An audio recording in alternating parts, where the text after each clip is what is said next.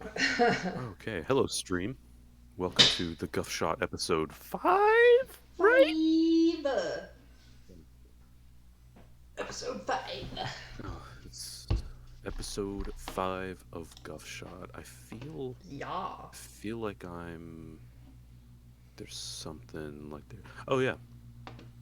Welcome, ladies and gentlemen, to the Guffshot, Episode 5. Last time, our adventurers thwarted an evil, maniacal plan to cause a lot of noise or something. It wasn't very clear, that's my bad. Anyway, the heroes are on their way back to town where they will pick up a new ally and potentially go on even crazier, wackier, goofier adventures. Let's see what they get into. Alright. Is that bit old yet, by the way? No, it's perfect every time. Okay. However, I feel like if we're going to have wacky adventures, we really need to pick up a gnome somewhere along the way. Since we don't have a gnome today, we need to pick up a volunteer gnome. I was about to say we would have one, but Omega's probably too busy playing Elden Ring. Don't blame Yeah. him though. Good game. Well, I don't have a gnome, but I could always swap out Johnny for Havelock. You have a halfling.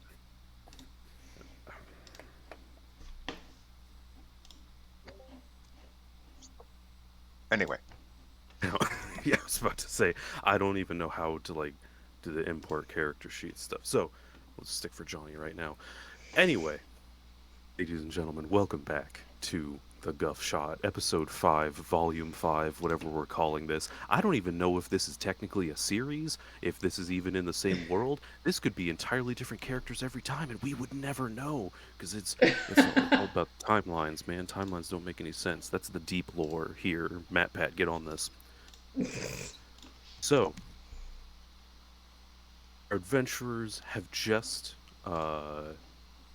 thwarted the noise complaint, or they solved the noise complaint, and they have headed back to town, where it's after your walk.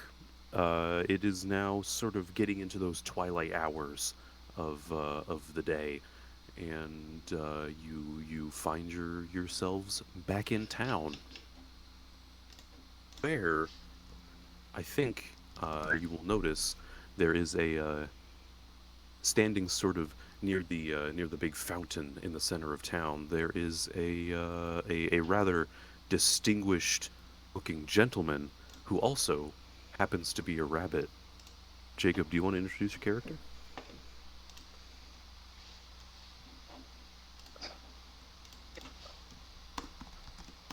The rabbit is wearing some rather fine clothes and has a monocle upon one eye.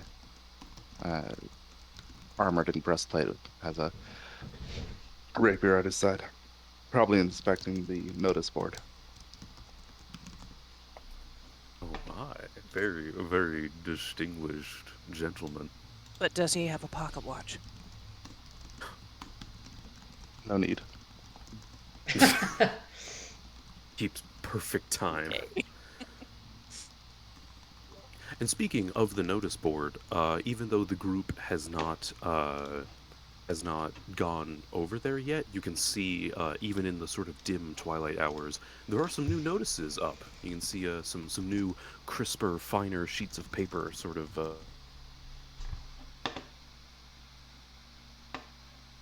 We're working with here. They're on the board somehow, you know. Do we get a bath and a good meal before we do this? There is let's see, what did I call the place? Was it like Bee's Bed and Breakfast? This was like actually 6 months ago. Yeah, whatever. It was. There's myriad there are multiple sort of like little inns and taverns sort of scattered around town that you could grab a rest, perhaps a bite to eat at.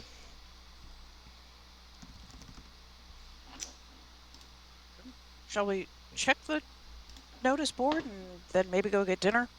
Yeah. That's what I was thinking. Maybe we could check and see what jobs are there, and then hit the hay. Absolutely, it'll give us something to talk about over dinner. Besides, A noise complaint. what we just went through. We can decide what to do next. I like that idea. All right, the group saunters over to the notice board. Jacob, does your character notice? The notice board? All right. A rabbit folk will step aside graciously and say, by all means. Althea looks him up and down. And anything look interesting? I assume you're looking at the notice board too for something. I have perused them for crime. Okay, crime fighter then? Or just crime hunter? Both are within my purview.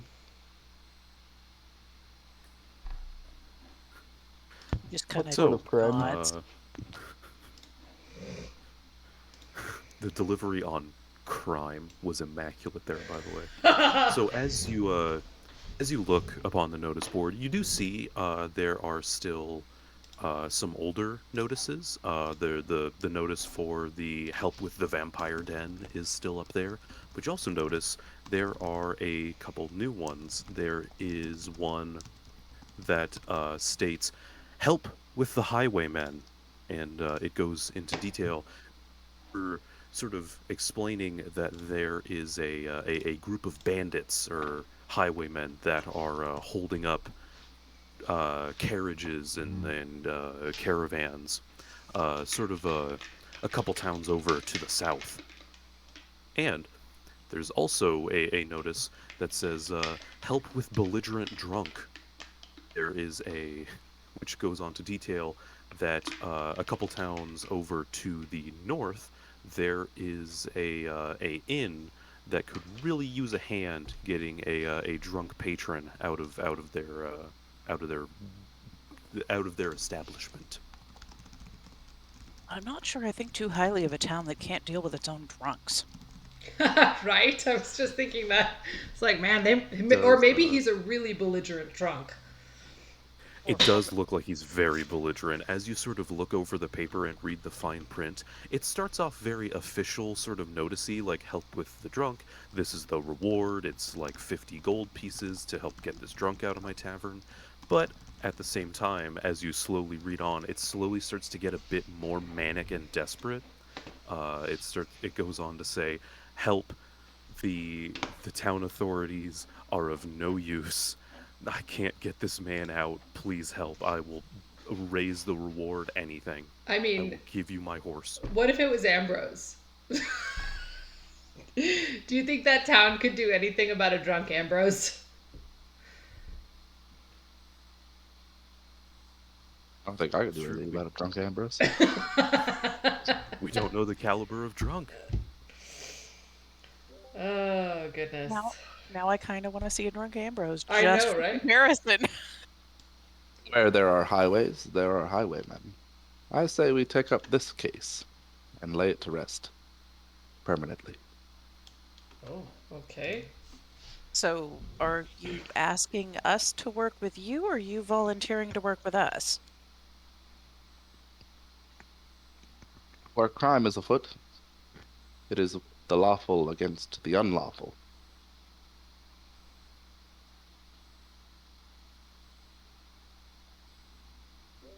That's a Okay. big assumption there, buddy.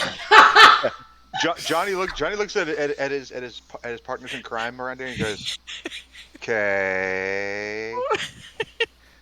By Run the it. way, introductions are always good. Yes. My name's Johnny. I am a cleric of the Forge. Nice to meet you. May the manifest bless your day.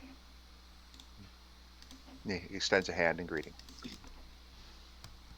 He's taken off his gauntlet. Sorry. I'm called Uppy, knighted by the king himself. Good to meet you, King- Sir Uppy. Wait, the king? One of them.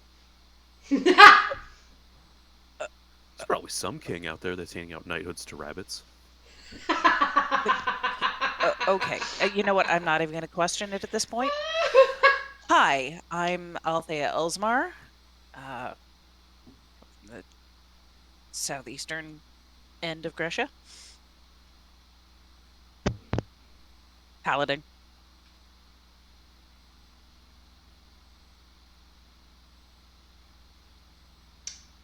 I guess Rana will go Else. next. So, Rana introduces herself as Rana Oninaldo. Oh, that's how you pronounce it. Yeah. Okay, nice. Good to know. And she bows as she introduces herself as well. And says that she is the bell holder from Clan Amadier. Never heard of it. Yeah. We're kind of far away. Far from home. Yeah. Toby Maguire's not going to show up this time, though. Ah. But yeah, that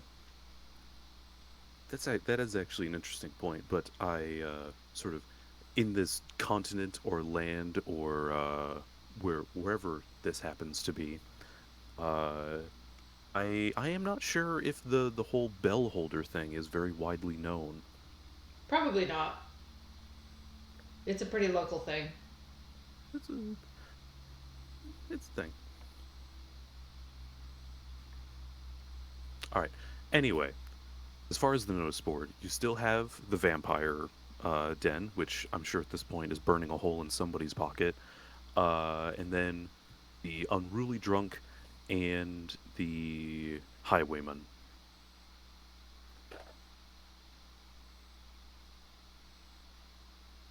And of course, there's also the myriad taverns and sorts around town as well. If you'd like to get a rest for the night, talk about it in the morning. What was the vampire problem again? Well, clearly it's The- thievery. They're stealing people's blood. Fuck, dude. I mean, he's right. So Which is a also crime crime. related. It's a the vampire hunting notice is it was tacked up to the board when you guys first arrived to town. It was rather sort of standard script, wasn't too fancy. It simply detailed that there was a vampire problem in a cave, sort of a little ways out of town, probably like just around a day's journey, give or take. Might I suggest vampires, then highwaymen? I was thinking the same thing because theft is theft, yes, but vampires make more vampires, and that's eminently worse in The just about every way. the notice does stress that there is only one vampire for now. So Mm-hmm. Look at the ominous dots on this thing. the I- evil ellipses.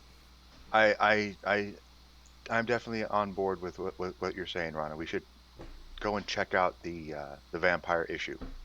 Althea, what do you think? Yes. Rowan, are you in? Sure. Everyone to the Batcave. Sir, not yet. We're Sir just- Uppy, are you on for vampire hunting? Yes, let's hop to it.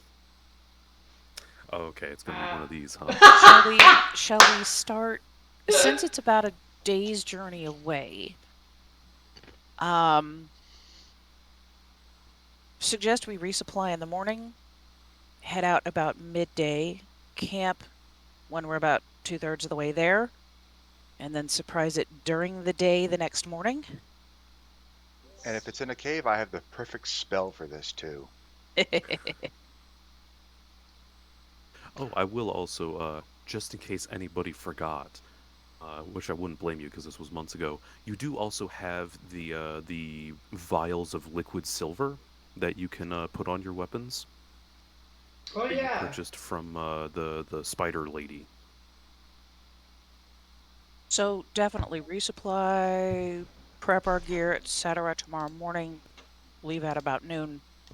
Yeah? No? Maybe? Yeah, that sounds like a Sounds like a good plan. Well, if we leave out about noon, how far away is the cave complex from where we are? From where you are, it's probably like, less than a day, but still a decent amount of time. Probably take you like half a day, 3/4 of a day to get there. That's what I was thinking. We may want to leave out earlier, otherwise we're going to get there at night, and that's not necessarily the best time to go up against a vampire. Johnny, you missed where I said camp overnight about 2/3 of the way there. I must have missed that because I was working on the whole Batcave thing that no one appreciated. He just kind of sulks for a moment. Wow. Well, I mean, if anything, the vampire's the one in the Batcave. That's true. We don't want to go to the Batcave until we're rested. Got you there. So yeah, there is, as you sort of next to the notice board as well, there is sort of a map of the town, and there's several little rest spots. There's Bee's Bed and Breakfast, which you have already been to before. It's a fine establishment, and there are also several other sort of inns and taverns and other places that you could rest up for the night at, sort of dotted around the city, if you'd like somewhere fresh. Is there a temple to the manifest in this town by chance? Not specifically to the manifest. That's an interesting thing that you've sort of in your travels through this land noticed. Specifically, sort of near this town and around, they promote these sort of every use temples Okay. they build, where basically anybody can go there and worship like whatever they want, essentially. Okay. So Episcopal. I'm sorry. Yeah. Cathedral, never mind. Wait, what? Wow. Hey, look. I was Shots raised fired. I was raised Presbyterian. I went to Catholic school. I went to Bishop. So I've been there, done that. Oh yeah. No, I just thought it was funny. That was a funny joke. Funny I ass was joke. raised with none of that, so I didn't get it. But Oh. I'm sure somebody appreciated it. I Yeah, did. Hawk did. Why, I'm sure I was here. So, Yeah, very sure. Johnny's going to pull out I guess the team has a map of the city. Johnny's going to pull out the map of the city and go, holy multi-purpose prayer space. Let's go. And he's going to head over there. All right. I'm going to milk this for everything I can. Sorry. All right. Rana, find Is, us someplace that has a bath. I'm gonna go with Johnny for a little bit. Okay. Okay, so Rana will go to the Bee's Bed and Breakfast and ask if they have a bath. You head inside, and it is a bed and breakfast. So it would, with the sort of alliteration going on, you could also assume that they have some sort of bath there, and that is confirmed when you go in, and the man behind the counter, he's like, yeah, absolutely. They can set you up for the night for 20 gold a room. Each room can hold 2 to 3 people. That's If one of them wants to use deep. the futon. Yeah, it was expensive last time too, but that's fine. Because Guff also gave us a bunch of gold, but I have no idea how much we have left of it. I hope somebody was keeping track of that. Nope. For the sake of Guffshot, you guys all have like 1,000 gold. Just like spend it only in the Guffshot. Essentially, you've got your like Guff ruples to not interfere with the actual spending money in Kings of War. Duffsennies? Sure. Okay. So yeah, so she'll agree to that, and then I guess take her bath since,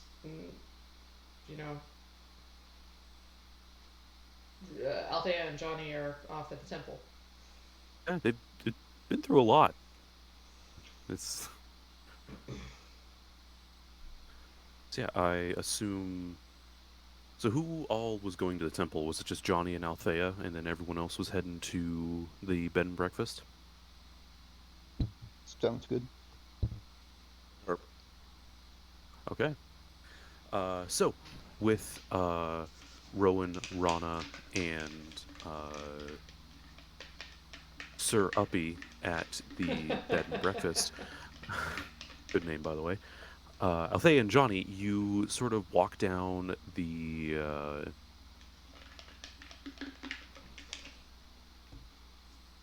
town, and you can tell that sort of getting up into this district of the town, it's sort of the higher sort of class. There's more like multi-level houses. The road is a little bit more upkept. There's not like dogs chained up outside of anybody's house or anything. Uh, and you reach the temple. It's a large sort of carved from stone building that very much resembles real world stuff. Resembles the Parthenon. Very those big, fancy Greek columns. It's approximately like I don't know 3 stories tall, with just a big like open door on the front of it. Impressive. Very impressive. Go inside and look. First thing to do, look for look for a tithe box, a place to give to the church for upkeep. Yeah, right. Sort of right as you walk inside, Hmm. there's a little box on the side that says for just 3 gold a day. If all of our patrons could just give us 3 gold a day, we could afford to upkeep our temple for many more moons. Tithing appreciated. Just like the 3 gold. National Cathedral. Oh yeah. Yep. Well, Johnny will give his 3 gold. Same. They better be reliefing this place in gold leaf every other week for this kind of money. Well, we are in the You, high rent district. We are, you drop and then 3 gold into the tithing box, hmm and where the sign once was, it's sort of it shimmers with these golden letters, and it says thank you. welcome. Very polite box. Go into the main rectory. That's the right word, Tara? I don't do religion, so I don't know. You go into the nave, the main Thank you. nave. Hmm. Okay, go in there and find a nice quiet place at one of the side altars. Light some candles and pray for a while. Yeah, they've Mostly just doing the whole Zen centering thing. it's set up pretty open concept. Hmm. There's sort of just there's a large sort of statue to a sort of nondescript goddess against the far wall of the place, and then Hmm. aside from that, there's just a bunch of little sort of cells lining the walls that just have you know places for people to do whatever they want to do. Cool. So Go find yeah. one of those. Break out the holy symbol of the manifest and spend about 20 minutes in prayer, uh, thankful, asking for guidance, and how do you kill a vampire? Because Johnny doesn't know. He'd never had to deal with this before. So that's where he is. Wait, I've had to Althea kill a follows. vampire before? Althea follows suit in terms of putting 3 gold into the box. Looking at the statue and going, "Huh? How feminine is it? Like pretty feminine, flowing robes, all of that. No actual armor or Um, yeah, so it's a statue. The statue's face has actually sort of worn away. So it's actually a little bit hard to tell. It just sort of has a sort of a feminine coating to it with the sort of long flowing robes, and it is holding both of its arms up. In one a large metal sun, and in the other a large metal moon. interesting." All right, she'll go off, find herself a cell, unship her shield, and set it up as her. Hang her arcane focus over it. Yes, in prayer and how do I protect my friends from being turned into vampires? Ah, just don't get vampire. Just don't get bit, forehead. Uh, Right. So use the Wow. shield. you Got it. yeah. So yeah, you guys do your praying stuff, and then I assume you head back to B's B and B. Absolutely. All right. You head back to B's B&B, and the owner is just about ready to start closing up shop, and as you sort of step in, he's like, "Oh, hey, you guys are with the half elf and the big guy and the no and the rabbit folk. They're upstairs, room 3B, 4C, and A2." Thank you. Appreciate your time. Sorry to be of disturbance this late in the evening. And Johnny It's will. fine. Didn't think it was that late in the evening. Is he like closing and locking up around nightfall? It's he's not locking up everything. He's just sort of shutting down the breakfast part of the bread and the bed and breakfast. Okay. Yeah, so he's like shutting down the bar and stuff. It's right at that point when you guys got into town. It was sort of like sun's like halfway down over the horizon now. You're in very like dusk hours. The sun is gone, but there's still like a little bit of residual light. Sounds good. Perfect Real low. snoozing hours, as they call Damn it, it. you got there before I could. All right. Yeah. So head upstairs. Knock on doors.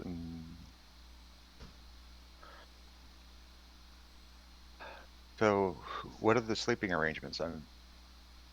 Yeah, every Let's see, every 1, 2. you guys rented enough for you guys rented 3 rooms. They can fit 3 people each if they don't mind the futon. So nobody has to like double bunk with anyone else if they would not like to. Okay. Johnny's going to find Rana and see how she's doing. Make sure she's okay.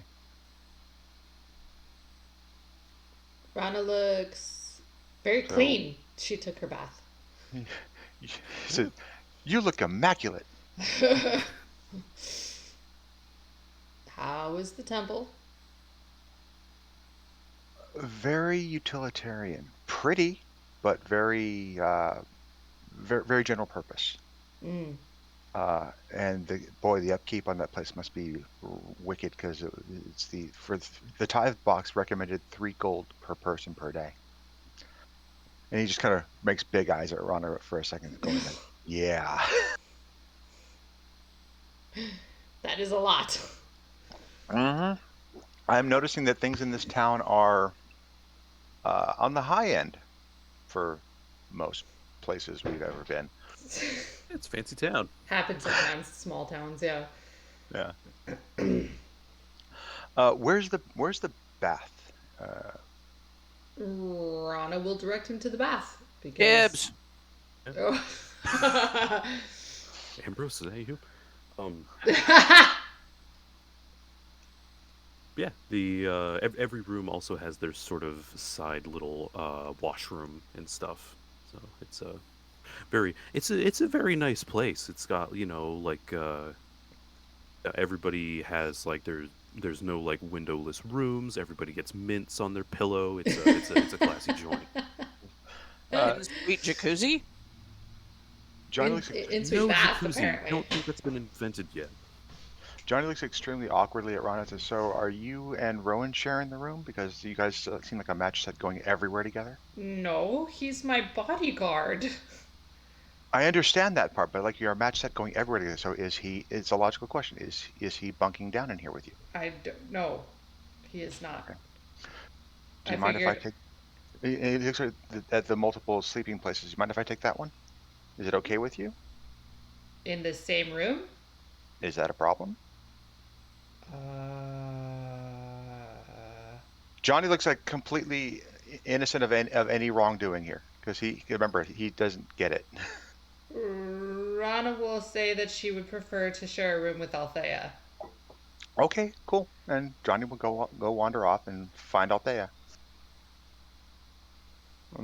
Althea's having a bath. Well, he will not go find Althea then. Because, boy, wouldn't that be a All right. conversation. For the sake of getting to the vampire killing, Thank you. everybody thank you, finds thank a you. place to sleep and we skip the morning. Thank you. I want to get out of that train wreck. Oh, goodness. It's morning, birds are chirping, everybody's feeling nice and refreshed. if you had anything missing, I don't know why you would, but long rest, all that good stuff. Long rest. Morning? That's pancake time. It do be pancake time, and there is a very pleasant smell sort of wafting up from the breakfast section of the bed and breakfast.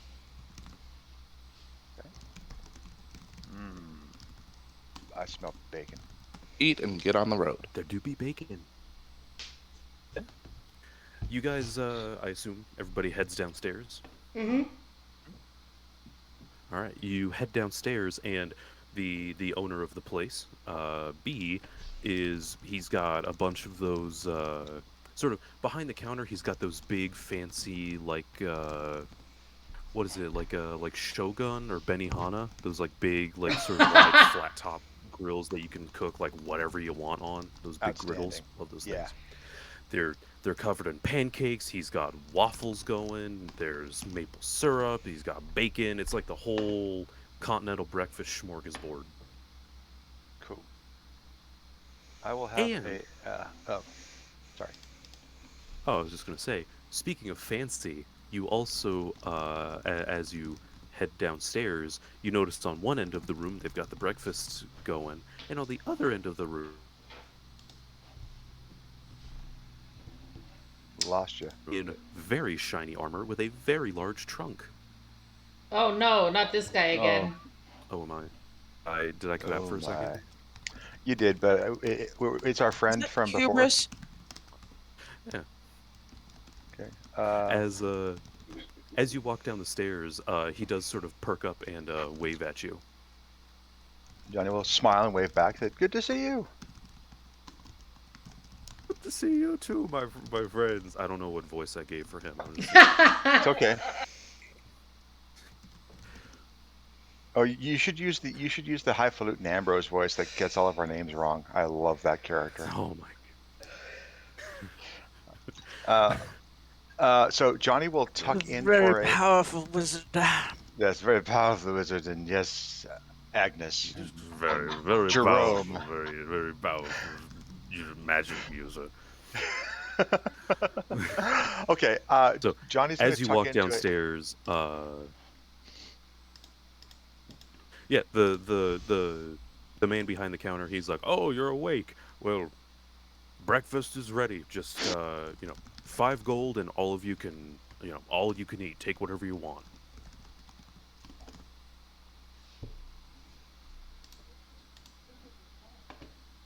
You're on mute.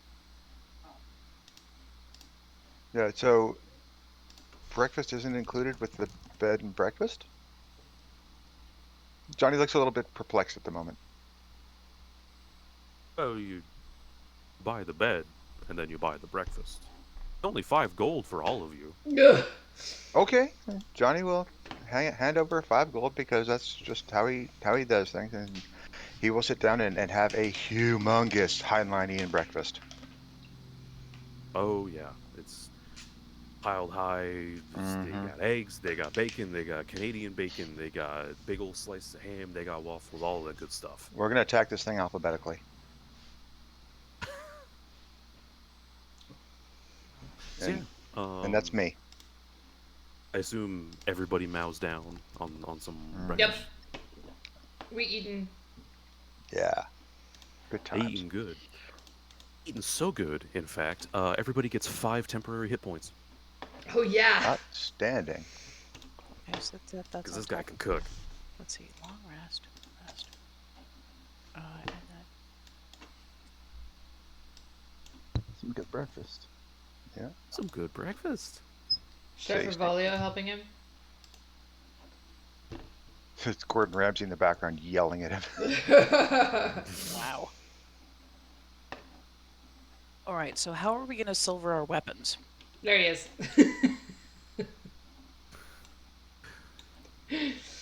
My man. Don't we like just take the sheen and Yeah, like it's, polish them with it or something?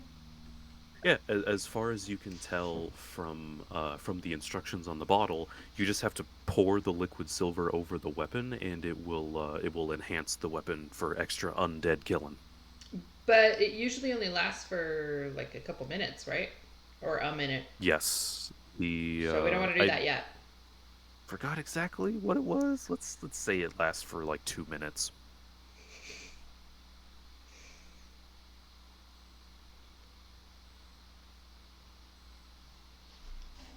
Okay.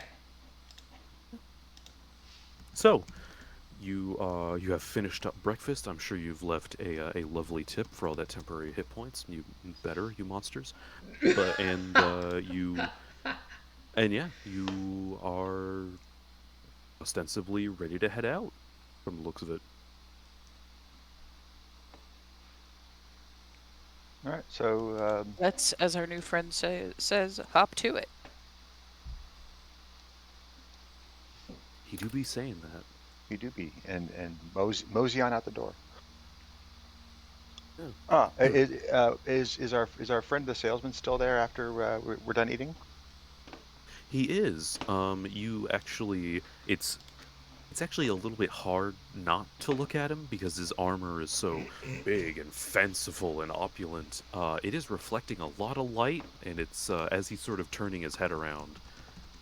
It is throwing glares all over the restaurant. And very curiously, you can see he has not removed his helmet to eat. He's kind of just, sliding strips of bacon in there. Uh-huh. But he is also sort of finishing up his breakfast at the same time that you guys are, and just sort of relaxing in the B&B.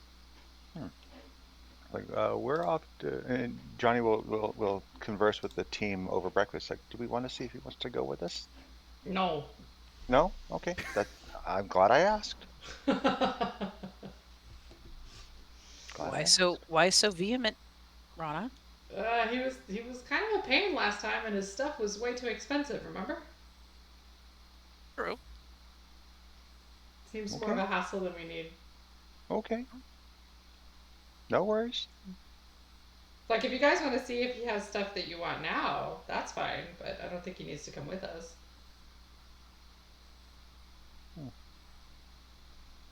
Well, Johnny will say, do you have anything that's good for vampire killing? There's a bounty we're after, so looking at for any special use materials for that. Did we do anything about like making holy water overnight? I suppose we didn't, huh? No. Darn. Yeah. You're talking to Hubris D Holding. Yes. He as you approach, he sort of pops open the top of his chest, and he goes, "Oh, very welcome, sir. I'm glad to see you got out of that horrible dungeon by yourself. How what can I trouble you with? My vast array of goods." Well, what do you have that's good for vampire slaying? Ooh, the slaying of the most horrific undead. I see you're off on more adventures. Very interesting. You see him reach his arms down into the very large chest, sort of to a comical extent, where it looks like from the outside he should be hitting the bottom, but he's going like way down in there, Hmm. and he pulls out a very fine, very fancy sort of leather briefcase, Hmm. and he says, "All-in-one vampire killing kit, perfect for the adventurer on the go that wants to slay the undead, and also look fashionable doing it in this exquisite leather carrying case. Make it ostensibly included, of course." Uh-huh. So, what all's inside the case? Everything you would need to kill a vampire, of course. It's a vampire killing kit, and I could part with it for a mere 500 gold. Well, can I see what's inside the kit? Unfortunately, sir, we cannot open it while it is still in the seller's possession. It's against our store policy. Well, that sounds like a scam. So in Yeah. other words, you have to buy it in order to know what's in it. Are you? No, I'm Essentially, not going. but I'm not I going do. there. That's I okay. promise I'm thinking it with you. on the holding name that it is, in fact, the best thing for killing vampires. Holding guaranteed. And if it doesn't do what you say it's gonna do, and the vampire kills us, it's not like there's any way we can come back and like deal with that guarantee. Well, I don't offer any sort of refunds, but I could offer a extended warranty if it would to be damaged in a vampire fight. If it I would don't be think damaged. no. No, No, thank no. you. We appreciate the offer, but we can cut and whittle our own wooden stakes. Ah, you know what? I can tell that you adventurers are real savvy businessmen. I can tell my own ilk when I see it. So, just especially for you, I will cut the price in half. 250 gold for an all-in-one vampire killing kit. Well, I mean, if we split that 5 ways, what is that? 250, so 50? Rana, no. Just no. Because unless it comes with an actual bona fide guaranteed vampire killer inside that kit, no. Just no. Yeah, It'll kill vampires. It'll Johnny's kill looking dead. real skeptical at this. Going, Yeah, I mean, Okay, you know what? Twist my arm. I can tell that, especially a couple of you are indeed men of the cloth, and I do offer a discount for holy men. 75 gold, final offer. That's it. 75 down from 500. Okay. That tells me that you actually are selling snake oil.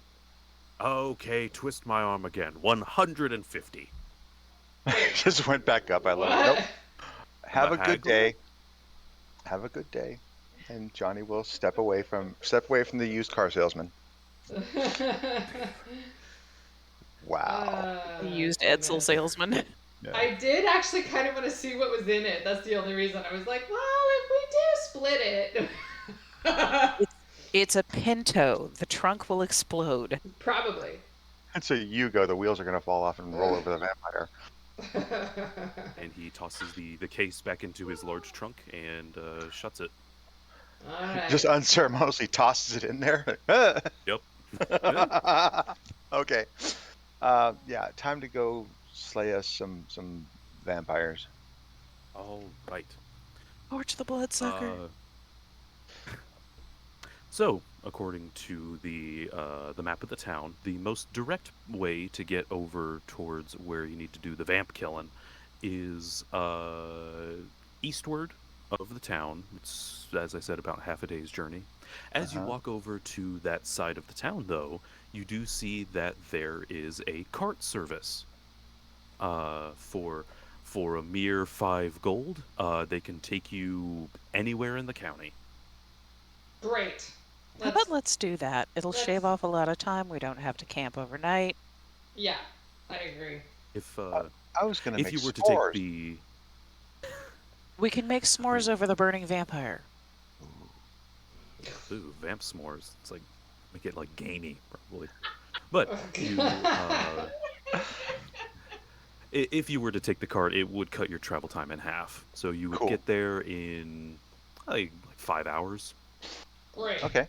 And it's still morning-ish time, so maybe like it's before noon currently. Yes. Yeah, it's like rough estimate after you've had all your breakfast and stuff. It's probably like 8:30.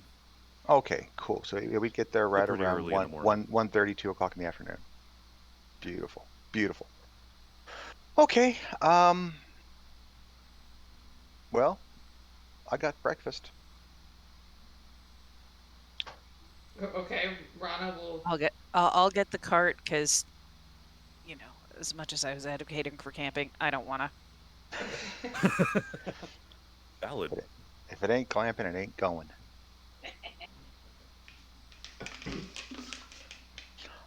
So yeah, we'll rent a wreck. Yeah, you hand 5 gold to the man driving the cart, and he nods and points at the back, and you pile in. There's plenty of room. Cool. Sort of you can tell it's a very finely made wagon. It's sort of a got like those Oregon Trail sort of vibes, where it's got like the big sort of cloth cover over the top of it to shade you from the sun. Ooh, I very look around for nice. And Oregon. I'm so hoping against dysentery. Oh gosh. yeah, right. Constitution said no. I'm kidding. Uh, You get it, you yeah, sit with down, you that have died of you dysentery. Oh gosh. that Oh, you're on your way. cool. You pass by. It's a very lovely sort of time of day. You pass by. You hear birds are chirping, bees are buzzing. Although bees buzzing might make you guys a little bit uncomfortable based on the adventures you've had, but it's fine. Um, and you sort of pass by and you get to the destination outlined in the flyer, and you hop out the cart and the guy waves and drives back off. Okay. How As much to have him wait or come back for us in the morning? oh Something? yeah, well, essentially you're sort of renting the cart out for the day, so it would be about like 15 gold depending on how long.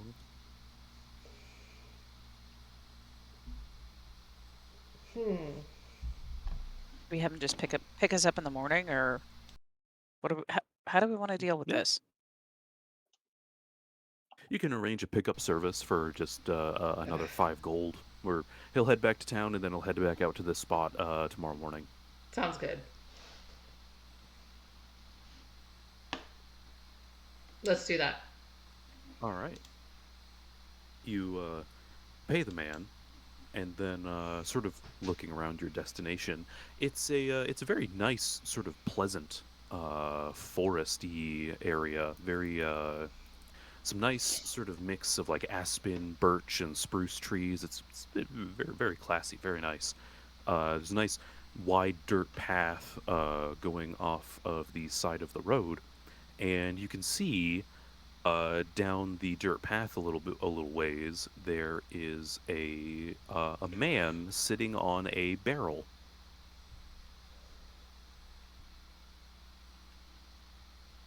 Did we ever get directions to this cave? I You thought got that they were on the flyer, right? you got directions to here, and it said like more details at said destination, Oh, okay. essentially. Okay. I wonder if he's More the more detail. details. Yeah. The As you sort of hop off the wagon, the man on the barrel looks over at you and sort of waves, and you hear him call out, "Hey, you guys hear about the flyer?" Yes. Yep, we're here about the ad. Oh, cool.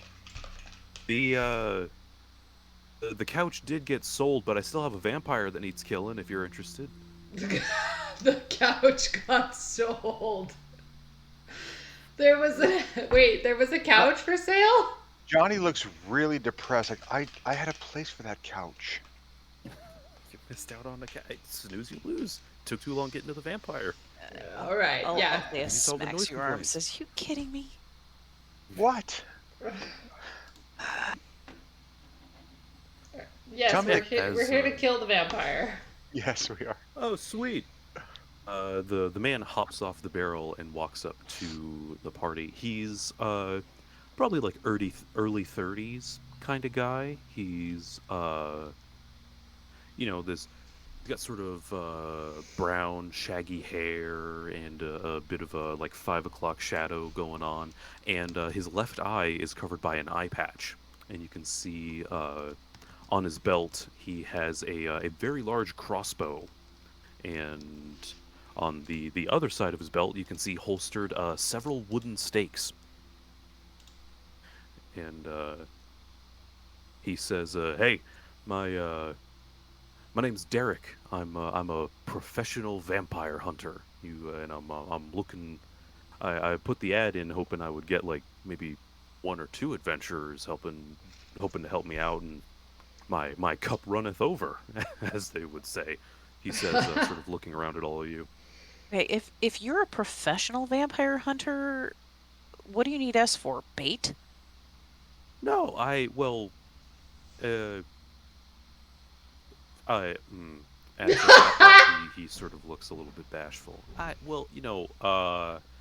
Every even professionals need help every sort of now and then, you know.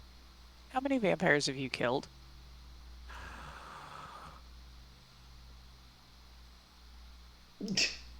One?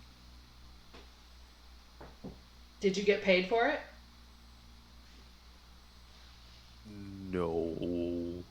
Then you're not a professional, hon. You're an amateur. No, but You're only here, a look, professional if you got paid for it.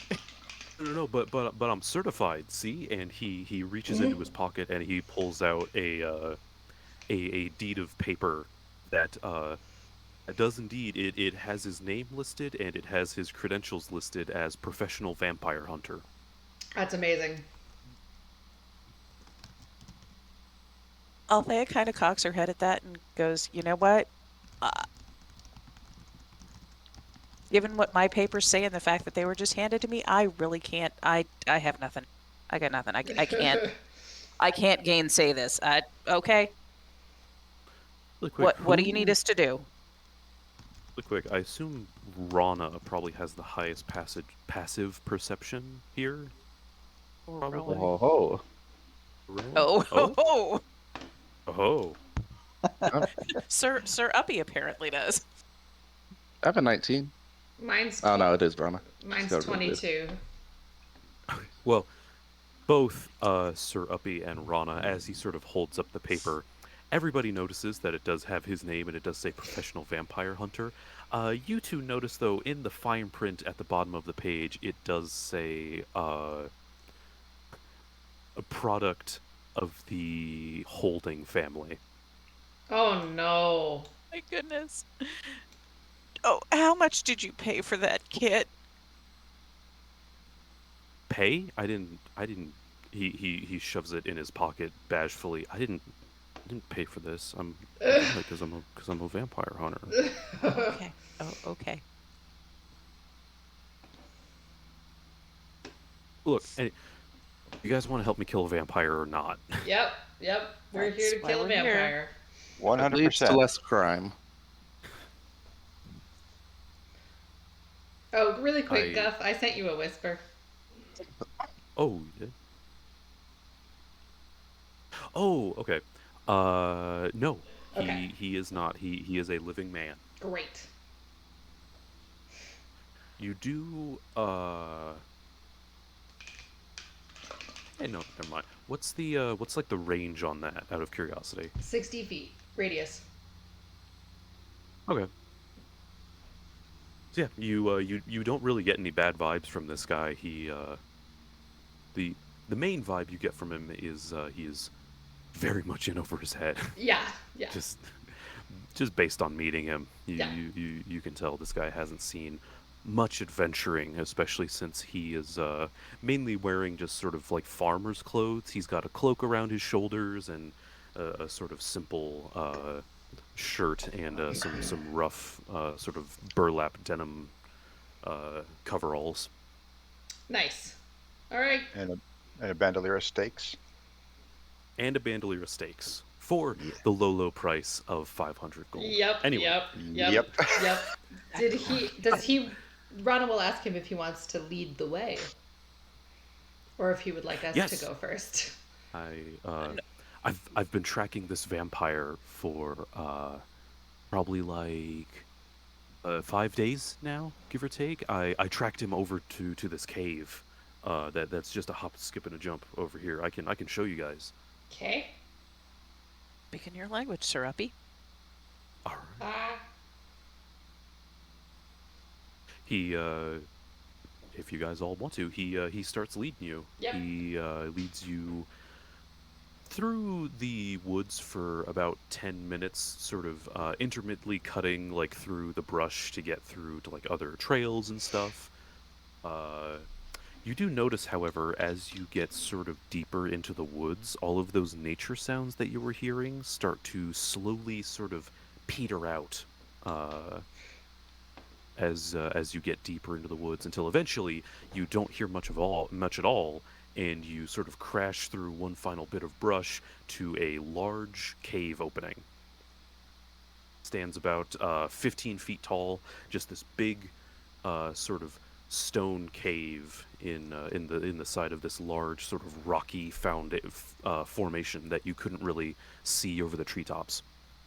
How dense are the trees here, and how much sunlight's coming through? A decent amount of sunlight. It's it's not like crazy jungle like canopy sort of thing, but there's still a decent amount of light getting through, for sure. Okay. All right, Derek, how deep in is this vampire, or have you scouted that far? I sort of like, peeked into the cave every now and then, and I, once I got about 20 feet in, I started hearing hissing sort of vampire noises, and I thought it would be best to have someone to watch my back, so to speak, Mm-hmm. Smart. Yeah. Watch your front, too. Hissing vampire that noises. too. Hissing vampire noises. Could be snakes. Could be snakes. Well, it was more of a instead of it was more of a, So could be cats. Okay. could be Could be a cat cats, I with a guess. hairball. Let's go find out. Everyone ready for this? Oh. Should do we we have these apply the things- silver? Well, we might want to do that as the very beginning of whatever. Let's not put it on and then spend the next half hour hunting. Right, that's fair, but I just don't. I don't know how long it takes to apply. We probably don't want to do that in battle. It takes one bonus action to apply. Okay. Okay. Then that's good. May not be on a stick. Love it. That's beautiful. Oh, wait, I feel like I missed something. Sir Uppy just prayed to the great carrot. Enhanced Dex, I like it.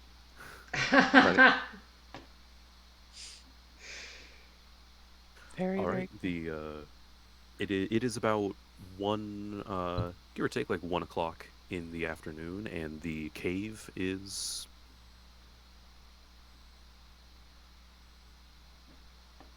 just sitting before you.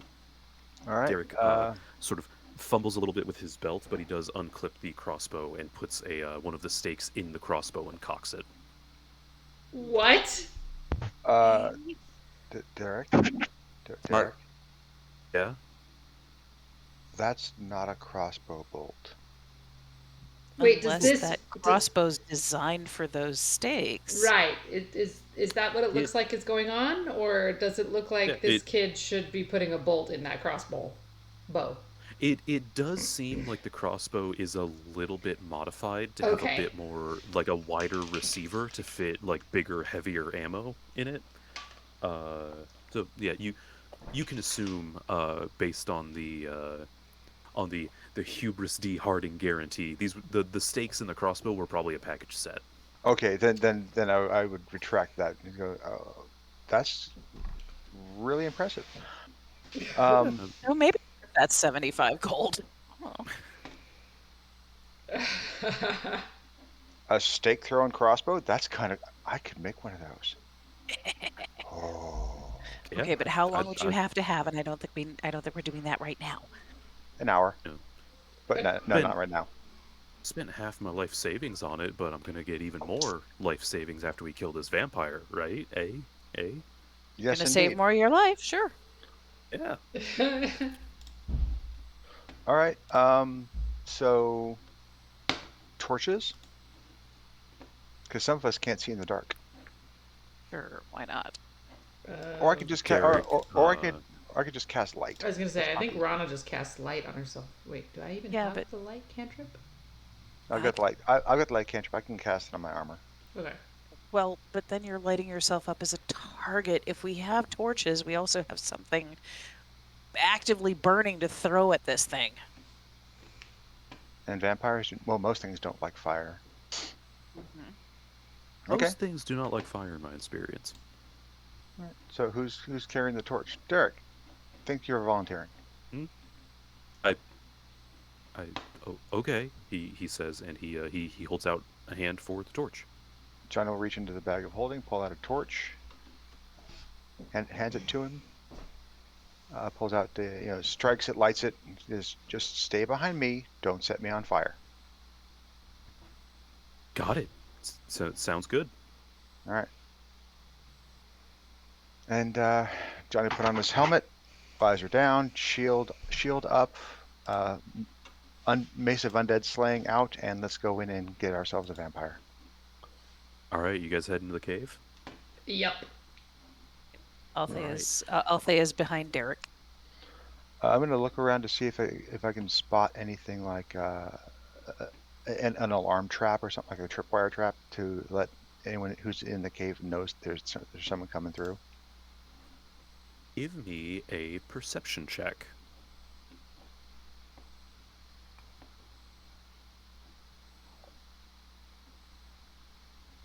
Ooh, shit. nice. Love to see it. Yeah, as you sort of wander into the cave, you get about that 20 feet deep that Derek was mentioning, and then once with a natural 20, Johnny, who I assume is leading, probably got the shield up. Yeah. Johnny, you do notice down on the ground in front of you, there seems to be like a little sort of raised bit of floor that you recognize as potentially a pressure plate. Okay, Johnny will hold up a hand. Stop. Hold on a second. Found something. Derek bumps into your back, but he keeps the torch held up and looks around you. What is it? What's going on? Looks like there's a pressure plate here on the floor. What? Do I see a like pressure plate? do I see a footprint on the dirt on the pressure plate? That's actually what tipped you off to the fact it might be a pressure plate. There is Got sort it. of the like general sort of dust and dirt all around because cave, except for this one like circular stone in the ground. It's about like a foot wide. It takes up probably about like half of the path in front of you. Okay, so Johnny's gonna get down there and he says, "Okay, everyone step back for a minute. I want to try something here. I'm going to press down." He's telling everybody, "Step back. I'm going to press down the pressure plate to see what happens." Unless I can. First thing is, before I do that, Guff, I want to check to see if I can see anything around here that might be hidden, like up above, that would be triggered by said plate. You know what? Yeah. With that nat 20 in perception, Johnny sort of leans forward in front of the plate, and you can see that the ceiling sort of starts to rise above the plate. And as you look up, you see probably a good like 5 foot by 7 foot, just big old thing of spikes on the ceiling that seems to be connected to a hinge that's right above the pressure plate. Ah, yeah. Looks back at other group. There's a murder trap up there. He describes it to everybody. Well, by all means, don't set it off. That's another crime. Absolutely not. Absolutely not. I'm gonna see if I can disable it. Okay. How wide is this pressure plate? Is it more than a step forward? Can we easily get over it? Yeah, you could. It doesn't take up the entire ground in front of you.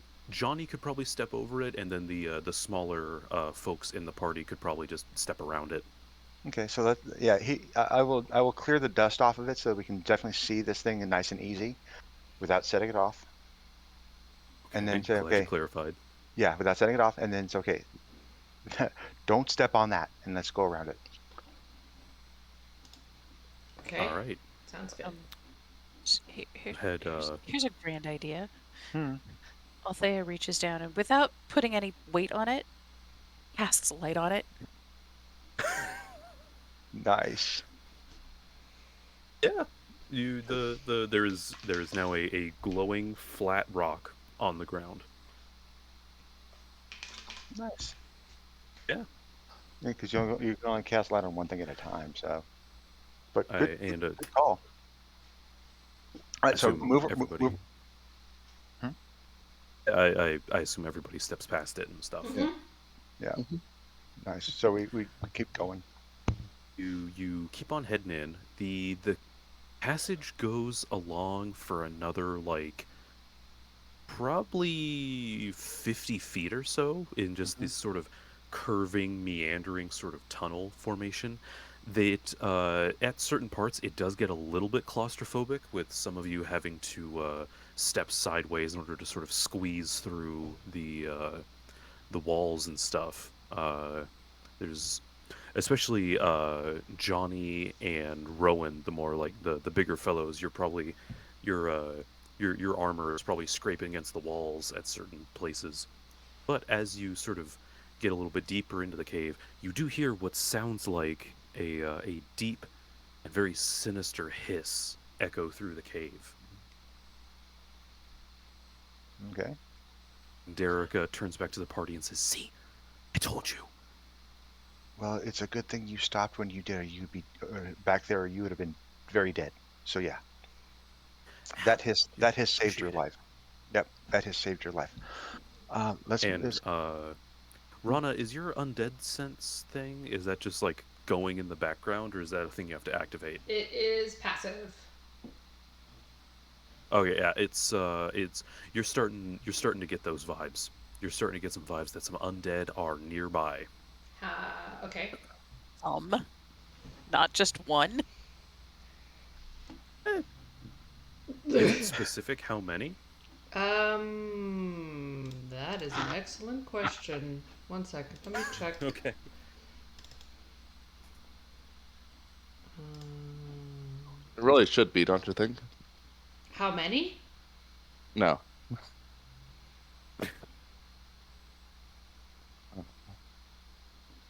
Um, sorry. It's all Oh, that's good. all good.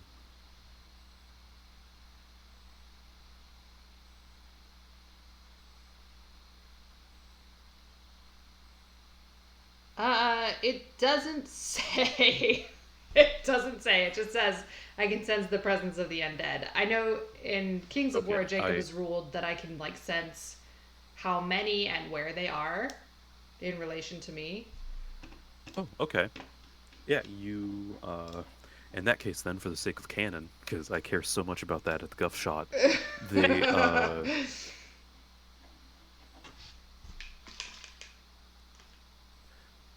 the undead presence at sort of the edge of your radar in sort of a northwest direction, which is coincidentally where the cave is beginning to turn. Okay. So Rana will whisper that there are undead up ahead. About 60 feet. Okay, so try to take this quieter now. Johnny just kind of smiles about that. You Clank, clank, guys, clank. Shh. Clank, clank, clank. Well, I mean, right. I mean, I guess I could cast Pass Without Trace, but I don't know how much point there would be. It probably No, already knows we're here. they probably do. If it hissed at us, then yes. you do hear a lot of you do hear as you get closer more sort of sinister hissing, along with what sounds like the sounds of like bottles clinking together, and like with maybe metal tools scraping against each other. Huh. Okay. Okay, yeah, we'll just keep moving forward. Got like I said, ready. I'm already ready for combat. Mm-hmm. Uh, is this going to be more Lost Boys or more what we do in Shadows? Ah. These bones. Yeah, You so head forward. you begin to head forward, and the cave sort of slumps down. You can definitely tell that you're getting deeper under the ground, but Mhm. it eventually opens up into a larger cavern that, as you sort of peek around the corner, you can see on the far side of the cave, about like 45 feet away from you at this point, there appears to be a human figure that is dressed in these sort of very tattered, raggedy clothes that is hurriedly and excitedly sort of like stirring stuff around in a large cauldron. You Mhm. can see him. He has his back to you, and he's sort of just like chopping up large ingredients. You can tell you can't specifically tell what it is from here, but you can see him chopping up something big and stuffing it into the pot and then pouring in a bunch of stuff, and it's making big, like, whoosh of steam out of the pot in sort of regular increments. And as the whoosh sort of dissipates, it creates the same sort of evil hiss noise. So it's the cooking That's that's not doing it. that's not behaving like a vampire. That's behaving like a sorcerer or something. Is He's cooking dinner. is it undead? Yes, you are getting big ol' undead vibes from him. Okay. Okay. So so So when the pot boils over, it's making those hissing sounds. Yes.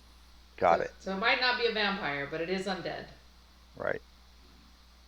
Well, do one more check to see if there's any more like proximity warning type things in this area.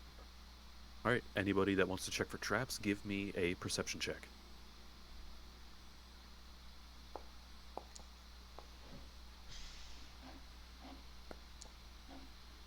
Oh wow, I everybody have. rolling Wait. good with the perception. I guess my passive is only a 16.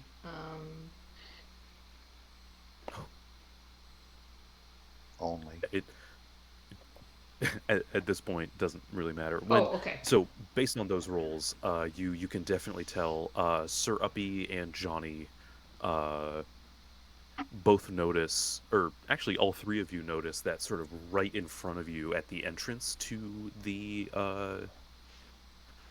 larger cavern, there is a tripwire trap, Mhm. and Sir Uppy, Sir Uppy and Johnny can tell. They can, from where they're standing, they can trace the line and see that it goes up to just a big old thing covered in bells. Seems to be some sort of very rudimentary alarm system. I'll attempt to disarm it without setting off the bells. All right, give me a, I've got some what was that, thieves' sleight of tools. hand? I think. I do. I mean, Oh, with these tools, can you just like do it? yeah. Well, I do the attempt. It's a different check, but oh no! Oh no! Oh no! I'm gonna try and Sir help. I'm gonna Uppy, try and help him and stop him. Like, don't, no, no, no. I'm, Take Anyway, a I'm gonna say you mulligan. can't help that personally. no, nope. I, There's no help in that. yeah, Sir Uppy, you get down to the level of the tripwire, and you sort of pinch one end of it and snip the middle with the thieves' tools, and you do hold on to one end of the tripwire to make sure that that large ball of bells doesn't go off. However, the other piece of the tripwire that you're not holding on to slips, which was also connected to a very large ball of bells, which falls to the ground with a very large clatter. And as that happens, you see the thing inside the cave turn around and Oh, shouts out, found "Who's him. there? Shut Who up. invades my sanctum?"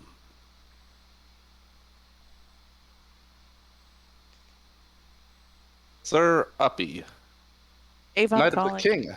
I declare this a crime scene, and you're under arrest for crimes against the culinary arts for sure. Nice.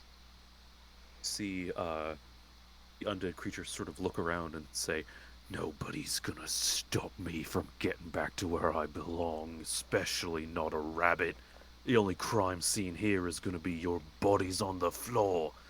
And you see his mouth open wide and he hisses, and it is full of fangs. Everybody give me some initiative. What kind of fangs? Like lycanthrope fangs or vampire fangs? Very sharp, pointy, needle-like vampire fangs made for sucking. Great. Okay.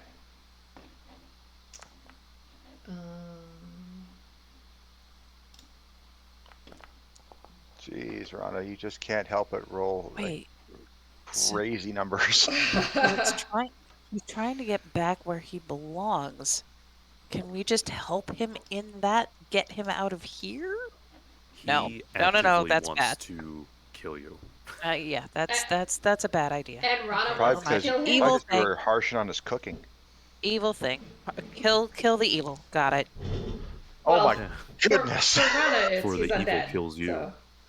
Oh! Wow. Oh my god. Somebody rolled higher than me. For once, Sir Uppy's on the case. What? Holy shit. Rabbit's got the jump on you.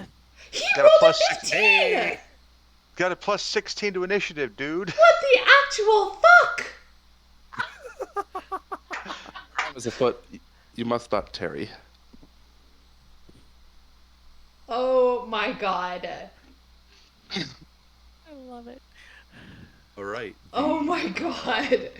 Rana, So welcome beautiful. to what we go through every time we go. No kidding. Oh. Rana's like, Visual- I got this, the- and just like, zoom. The undead creature is about 45 feet away, and it is Sir Uppy's turn, because holy fuck. Do you want me to put a number in for the man? I saw you put in a thing for monster initiative. That'll do.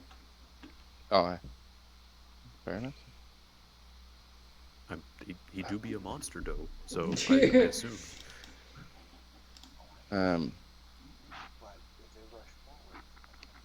It's alright. We play it fast and loose. We're loosey goosey, keeping it chill, keeping it vibing here at the Guffshot. A bite-sized Twix. Sir Uppy will sprint forward 30 feet and then leap the rest of the way. Okay. You. All right. Yeah. You sort of bound up and leap, and now you are you're right next to the monster.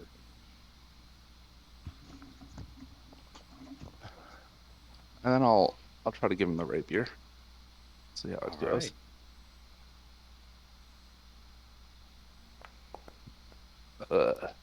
Okay. Fair enough. The thing is dressed in rags, so that is a hit. Ooh. Means I get my sneak attack. Oh. Wait, is Sir Uppy a rogue? Oh boy. Was that 30?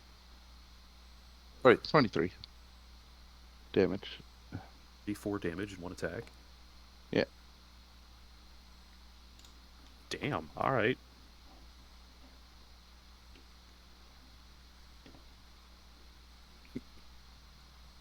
Yeah, you bound over to him, you pull out your rapier, and you stick it straight through his stomach and pull it out. He hisses at you very aggressively and sort of doubles over, but he does get back on his feet and he's still standing. Ah, resisting arrest. Arrest, okay. He plays fast and loose with the rules. You're a mulligan, Uppy. Back. Sorry about that. Dog was freaking out. You're a loose cannon. I can't control this rabbit.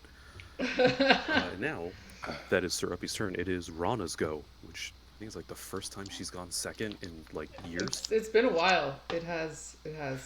Alright, well, if an 11 hits.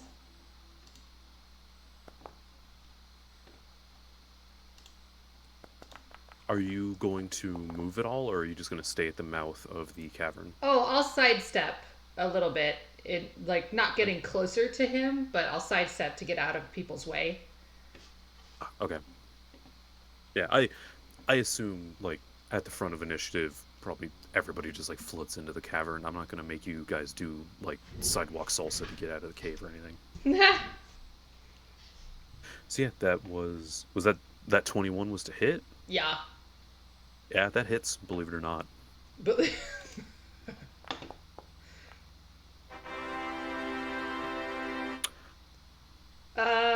can you remind me, Jacob, how does the crit? Because I don't get to roll the crit automatically. I kind of have to piece it together because of the way we did this macro. So do I 2d8 roll the 4 2d? Do I roll the 4d8? plus 13. Yeah. Okay, 4d8 plus 13. Roll 4d8 plus 13. There it goes.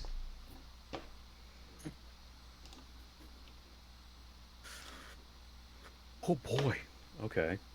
So that is how much damage? Total? Let's 31 for Totally. the second one, 34 for the first one. So 65? Oh, okay. Yeah, you Rana fires off 2 arrows that streak through the air, and they both nail the vampire in the chest, and he sort of stumbles over and has to put an arm. He like steadies himself on the cauldron. He is he's looking surprisingly worse for wear. Uh, Next, it is. Does Rana want to do anything else? Nope. I'm good.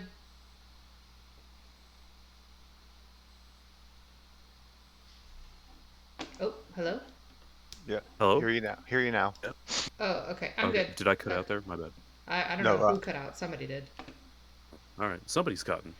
Is that Rana's turn? Yes, I'm dead. I'm done. Okay. It is now Johnny's turn. Okay, Johnny's seeing what's going on here, and he's looks from Hop looks from Sir Uppy over to Ron, and he goes, "You guys got to be kidding me!" And, and then uses Toll the Dead. I need a DC 17 Wisdom save. So let's see if this thing works. Right. I wonder if this will automatically do it for the critter. No. No, that's me. Never mind. Okay, that was me. So what's its Wisdom save? Nope. It does not do it. Yay! It takes 19 necrotic. It is resounding bong. All right. Yeah, you see it sort of double over, and the vampire appears to be currently.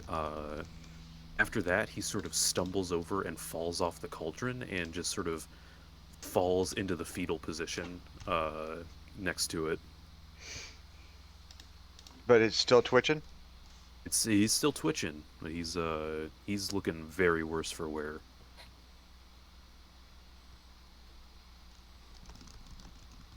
To add insult to injury. Spirit weapon.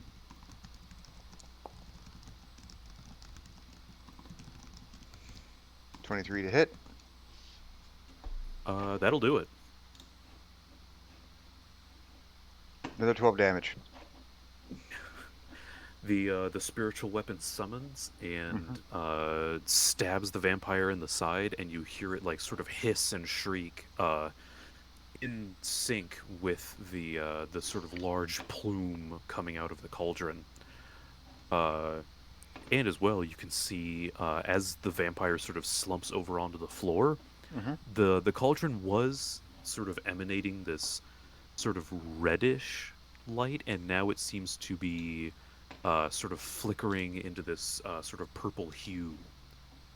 Okay. That's me. All right.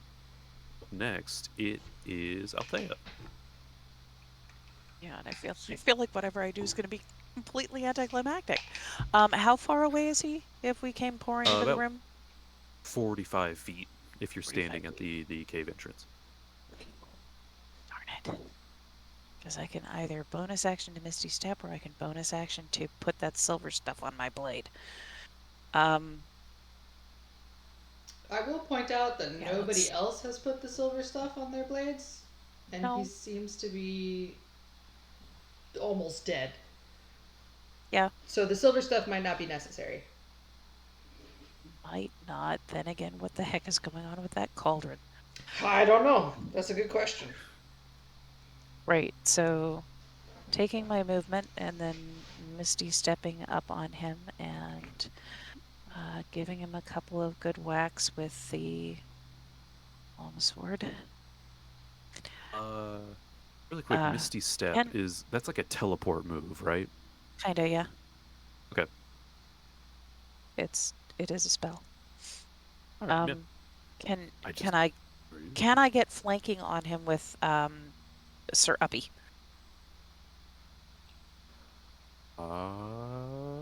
Yes. Yes, you can. Excellent.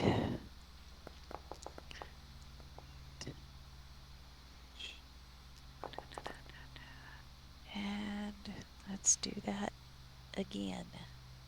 Because I can hit him twice. Attack. Oh, that one doesn't hit. Or does it? That one does not hit. Okay.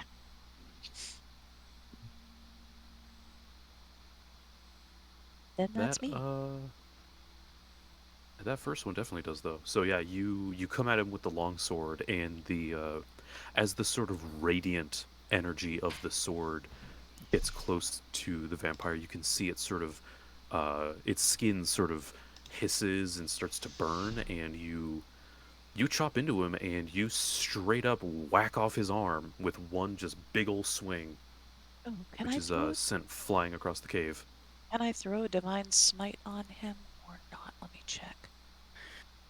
I thought that was automatic now. Beg pardon? I thought that was automatic now. No, I can do additional divine smite. Yes, there is Oh, okay. the automatic radiant damage, but I can also oh no, you know what? I would be expending that would be the second spell slot expended in a turn, so probably not. Okay. Yeah, Rana, Johnny has the automatic divine strike. Oh, okay. Yeah, he's got the spinning wheels now on his swing arm. Nice. Yeah. Yeah, it doesn't say, but since I already used bonus action for You always can. It's not an action to spend those spell slots. Oh, The okay. cost is you just don't have those spell slots later.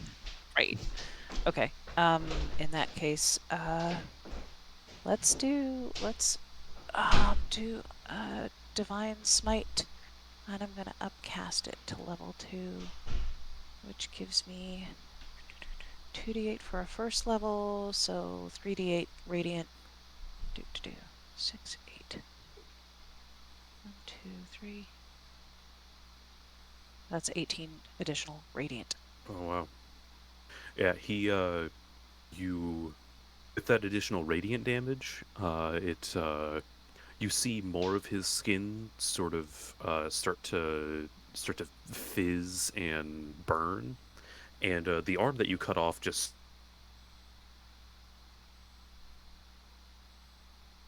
straight up like poofs into smoke. It's just like, yeah, and he's still on the ground, sort of writhing in pain at this point. Yep. And it is Rowan's turn. If that's everything Althea wanted to do. Yep, that's it. All right. What's going on with the cauldron? Still just glowing It weird purple? it is Or starting faint to purple? glow purple, and you see what appear to be sparks starting to sort of crackle around it now.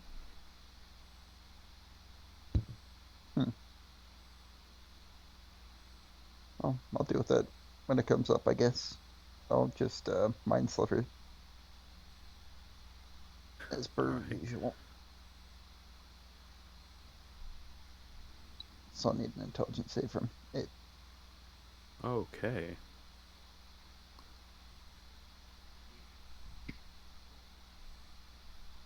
Alright, so Very it takes intelligent. Yeah, no, not so much. It takes a 9 psychic damage, and the next time it makes a save, it subtracts 1. All right. Yeah, it's definitely hurting. Is that your turn? Yeah. All right, moving it on to the vampire. You can see it sort of struggle and stand up, sort of using the cauldron to brace itself, and it takes a deep breath, and some of the mist from the cauldron wafts over, sort of over the vampire's body, and starts to like heal it, and you can see it some wounds seal up on the vamp. Then you see it quickly turn, and with its remaining arm, its fingernails extend into very, very long, very sharp claws. And does a 7 hit Sir Uppy? No. I assume not. You see, the vampire takes a swing at Sir Uppy, but rabbit folk dexterity, you duck out of the way as it swipes past you and crashes into the boxes of ingredients that were nearby, sort of scattering a bunch of potions and various vials and goops and oozes onto the ground. Goops and oozes. Goops and oozes. And with that, it is back to Sir Uppy. Ah, assaulting an officer. I mean, attempted assault of an officer. It didn't do much. Attempted battery. That was definitely assault. I don't know, that cauldron could use some seasoning. I will bonus action disengage, take a step back, and give him more of the same with Mind Sliver. Okay. What?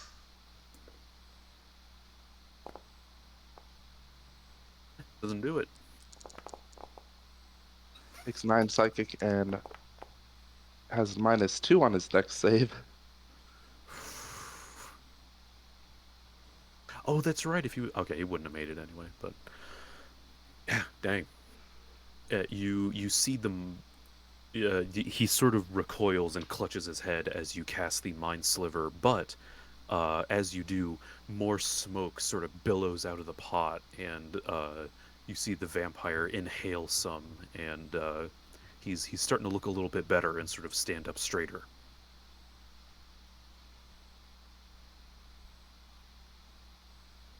Might need to do something about that cauldron.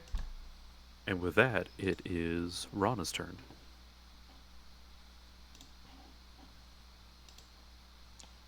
Ooh. If I recall correctly, that hits, yes? That just barely hits him. Just barely. Just barely.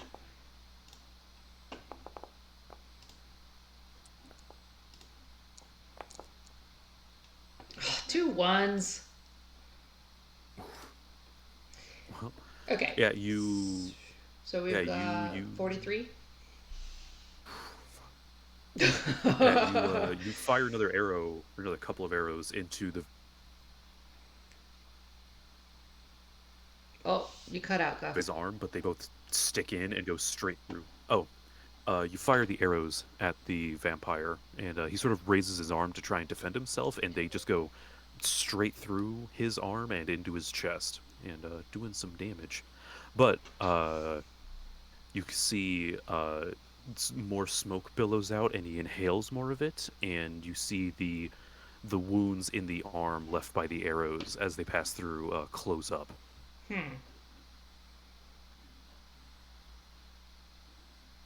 Okay. Is that Rana's turn? Yeah. All right. And next it is Johnny. All right. Let's see. I am going to try a little something different and cast Sacred Flame on the cauldron. Ooh. Okay. What does that look like? It is a flame-like radiant column of holy fire coming down on it, and I need the cauldron to make a dex saving throw. I don't think it's gonna work. Okay. So we'll assume it just hits. Yes, because I don't think I'm gonna. Give me I 1 sec. I want to see it cauldron dodge. That'd be Yeah, cauldron hilarious. doesn't save. Believe it or Okay. not. Not very dexterous, this cauldron.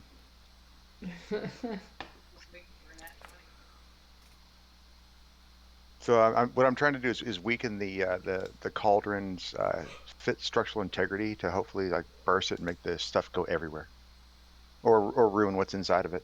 Either one works for me.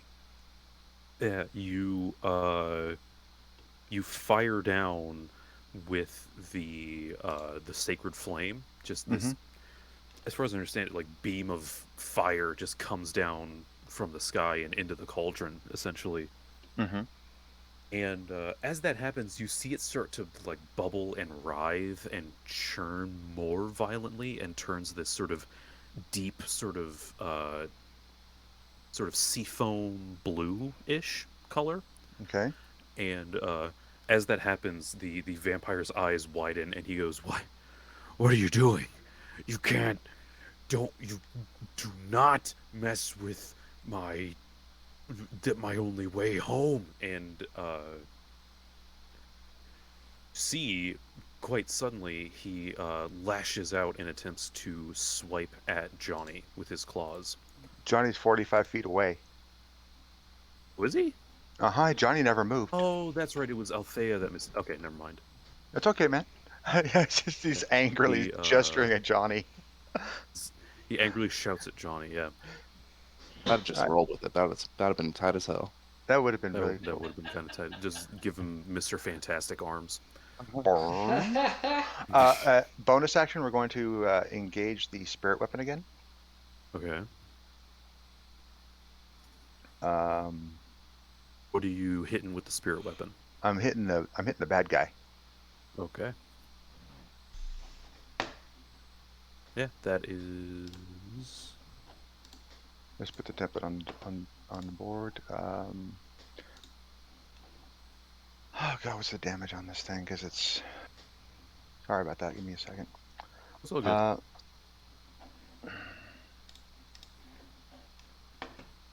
Hold on a second. What?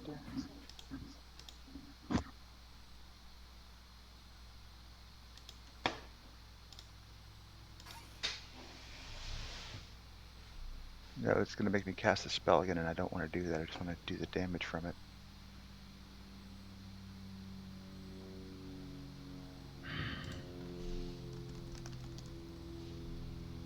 No, it's 1d. It's 1d8 plus my damage level. So sorry about that. I don't even know what I clicked. Oh, I clicked Hux macro.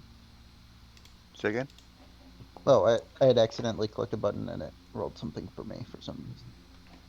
Oh, okay. So it's 1d8 plus 1d8 plus 5 is what we're looking at here. Okay. And roll them bones whenever you're ready. All right. Yeah. The spiritual weapon flings over and stabs into the vampire, Mm-hmm. and yet again, even though the cauldron seems to be more You're cutting out again, buddy. the vampire still inhales some smoke, and you can see the wound that's left behind in the spiritual weapon's place closes up. Okay. And now it is Althea's turn. Yep. First thing Althea is doing is casting a Spirit Shroud Oh, what's that as do? a bonus action. I call forth the spirits of the dead. They flit around me for the spell's duration. The spirits are intangible and invulnerable until the spell ends. Any attack I make deals 1d8 extra damage of Oh, when I hit a creature within 10 feet of me, either radiant, necrotic, or cold, my choice, so radiant, please. Any creature that takes this damage can't regain hit points until the start of my next turn. In addition, Oh, any okay. creature of my choice that I can see that starts its turn within 10 feet of me has its speed reduced by 10 feet until the start of my next turn. Of course, that's where Oh, that's like badass. my sentinel and other things come in too. So yes, so we're casting that, and then we're going to go with the. I'm going to whack at it with my sword some more. All right. So longsword, and if oh, that's right, Sir Uppy stepped back. So So I no longer have advantage, do I? You no longer have advantage. That Okay. is correct. Okay. Doesn't But matter. there's that. Yeah. Okay. So here's the crit hit. And then there's the really that's all they get. Let's see, and then now would that double the spirit shroud damage as well or not? Yeah. Yeah. It would. Yeah. It doubles Ah, everything. You get that nat 20. okay. I accidentally hit 3. How do I clear that? Oh, that's how I do that. Never mind. There we go. Okay. So there's that on that one. And then I'm gonna whack at him again. And an attack. Okay. Yeah. That definitely hits. These are just garbage rolls. Yeah, Oh, but but good enough. there's the other radiant. So yeah. Yeah. Some good radiant on there, and now he cannot regain hit points till my next turn. You know what? I don't think we're gonna have to worry about that because you come in with your big old slashy sword, and it attempts to like jump at you, but as it raises its claws, the first slash cuts its hand straight off, and the second slash goes straight through its neck, and its head rolls on the floor. Nice.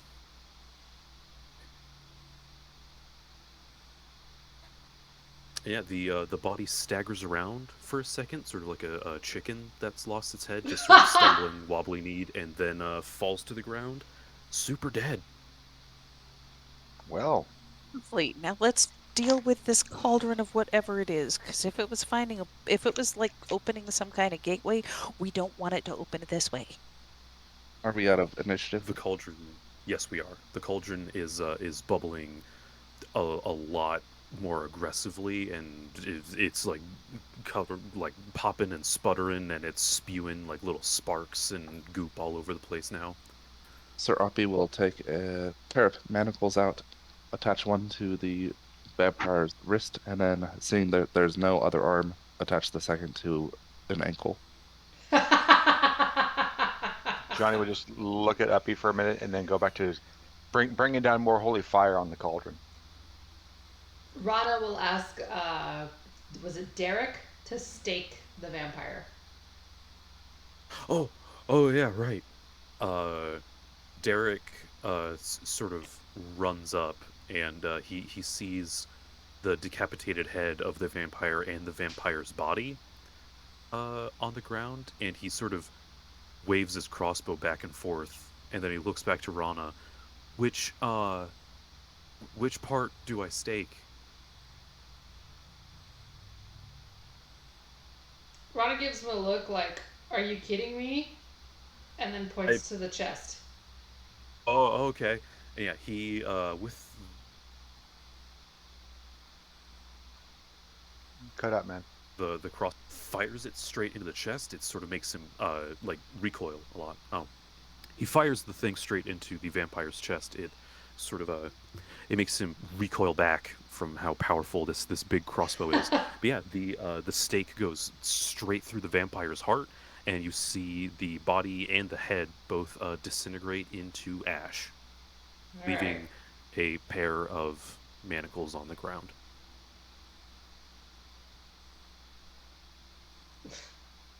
Good job, Derek. You did it. Woohoo! And then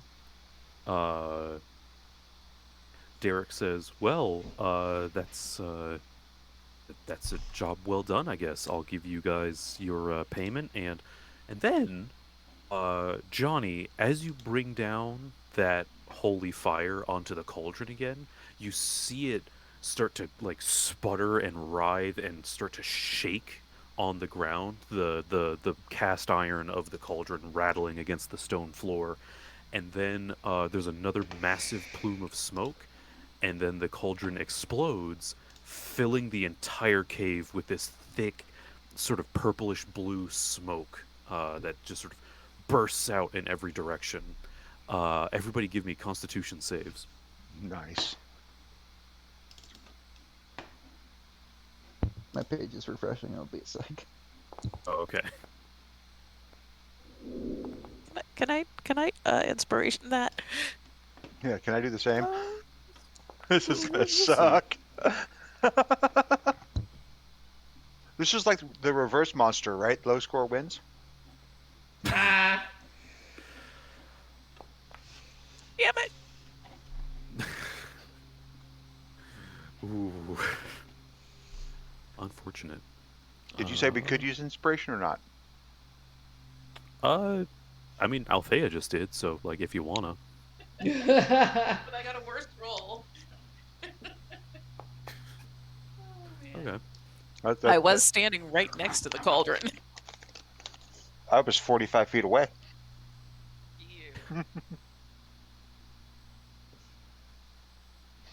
And let's see. Just We're still What's, waiting for Rowan. yeah. But What's he said your his- end looking like, Chaos? Roll a d20 for me. We'll Okay. call that close I enough. could just do it off of your sheet. Yeah, sure. Go for it. Oh yeah. Oh yeah, You the got DM DM is here. If we only had the game master here. Okay.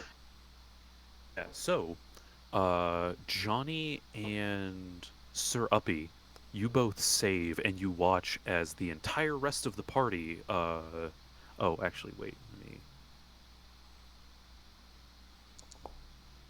Okay, yeah. You watch as the entire rest of the party, including Derek, all sort of like shiver and collapse on the ground. And as you sort of look around, it's almost a little bit hard to see as the smoke seems to be getting thicker around you. Give me another Constitution save. Oh, jeez. I'm gonna get the hell out of here. But I can't. I cannot abandon my friends. Oh, specifically Sir Uppy and Johnny. Another save. Yeah. Althea's out cold. Damn it.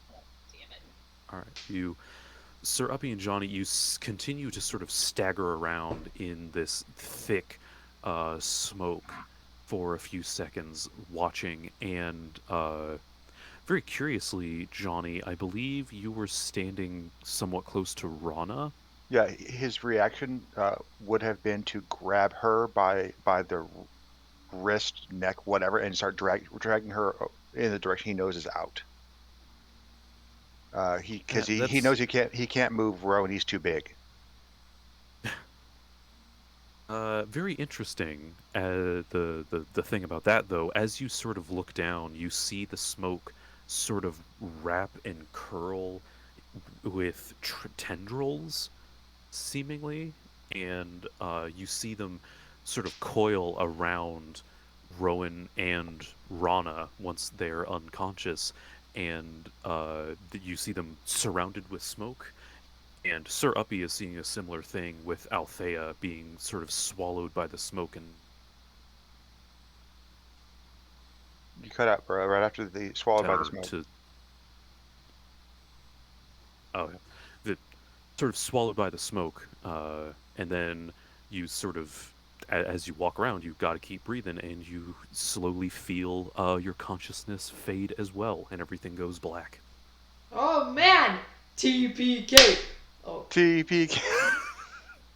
And you're dead. Congrats. No. So, you guys are out for a while, as you can sort of feel. you suddenly everything is black and just you feel sort of this nausea, almost motion sickness happen while you're unconscious. Uh, sort of in this black, you almost feel like you're being hurled around or shook by something. And then it suddenly feels very warm. And you feel something, you all of you feel a sudden impact against your back. And you all of you suddenly feel as if you're awake and uh, Is it still with pitch the black? sort of higher constitution saves, Johnny is the first one to open his eyes, and as he opens his eyes he is looking up directly at a seagull that is currently perched on his brow. You poop on me, I'm gonna pluck you. It goes a squawk and then flies away. Good. And you can see that behind the seagull is not the ceiling of a cavern, but seems to be a very lovely clear blue sky with just a little dotting of clouds all around. Okay, so not Barovia. Oh God. Not Barovia. All right. I'll sit up. Look from the laying down position. Look around real quick. Get my bearings. Can I see everyone else from where I'm laying? Yeah, so as you slowly sit up, Hmm. you have this sort of tinnitus sound in your ears that slowly begins to clear. You really feel like you got your bell rung, even though you Okay. didn't take much damage or any Hmm. damage in the fight. You feel like you just got hit by a train, Hmm. and as your eyes slowly sort of come into focus, you and as your ears start to clear, you can realize that you can hear what sounds like lapping waves.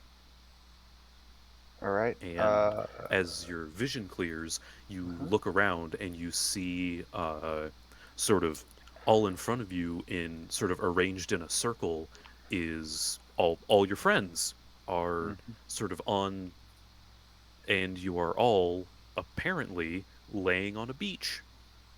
And all of you are now sort of coming to and having the same experience. Not the seagull. There was only one seagull, but you're all sort of waking up and feel and like shaking out shoulders and stuff. Hmm. Okay. Um, I will get up and start checking on folk. Who's closest to me? So closest to you, you have about 10 feet to your left and to your right. You're the very strange thing. You're all arranged in a circle on the beach, where you just suddenly appeared, and you can see that to 10 feet to your left, there is Rana slowly beginning to come to, and 10 Hmm. feet to your right, Rowan is beginning to come to. All right. Um, go over uh, to Rana and check her out, see if she needs help because she's the other. What are the other healers in the group? In case anyone needs it. Rana, are you there? You okay? uh, she squints a little bit. She's like, "Weren't we in a cave? What is Mm-hmm. this? This is a beach. This is a crime scene. A what? This is a beach and apparently a crime scene. What's a beach?" He points to the ocean. That right there is the ocean. As Yeah, go ahead. Rana sits up, you can hear the lapping of waves. You can smell the salty sea air. You look over, and there is definitely an ocean. And then you look sort of around, and you can see that the beach that you're on sort of arcs up behind you into these sort of more like a rocky sort of beach, Hmm. not like Balboa, like geography, and it it arcs up into more rocky terrain before eventually sort of turning into what looks like a tropical forest, just full of large palm trees and fronds. We're in So Kansas anymore. we're in Hawaii. Look for clues in the immediate area, of course. All right. Rana's Give not. me Rana an is staring at. investigation check. Rana's staring at the ocean Yeah. with her Rana, mouth you wide open. don't drink the water. It's very salty. It is very salty. Wouldn't recommend that. You know what fish do in there? Althea looks over at Rana and says, "You've never seen the ocean before?" I grew up in a forest. You have? I lived in a port city. So, you need Sir to see the Uppy. map. You need to see the map of where you came from? Oh, so Porthcawl is not a port? No. Oh, sorry. Well, I mean, Never it's mind. on the river. Okay. You, I retract the statement. Sir Uppy, with your investigative expertise, you sort of check around and you can see that on everyone that's waking up, that sort of bluish purple smoke is it sort of wafts and drifts away before dissipating completely. And sitting in the middle of the circle, apparently drawn in the sand, is a strange rune that it's very you can't tell an exact origin from it just from like looking at it, but it you can tell it seems very very creepy and magical.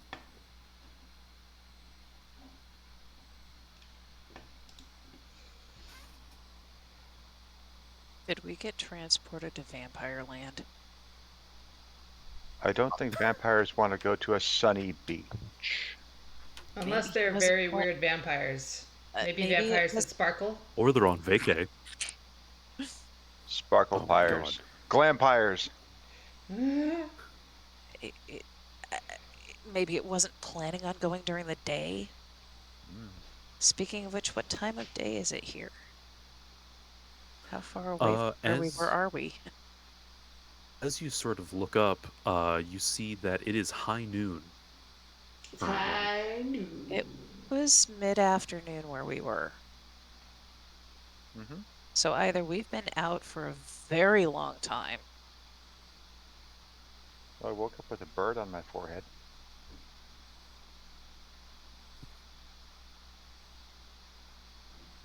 Rana continues to gape at the ocean. Rana, your mouth's open. You're going to catch flies. Or birds. Or birds. Or birds. Rana, focus. Rana. Johnny will gently jostle Rana's shoulder. How are you supposed to Rana. focus? Do you see that thing? Yes, I do. It's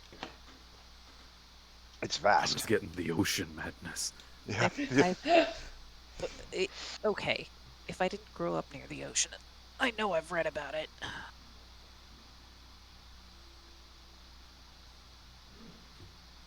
It's okay, Rana. Really, it's just water. Has bigger fish in it than a river. Just water. Just a pus mound. Okay, it's it's just a lot of water. Yeah.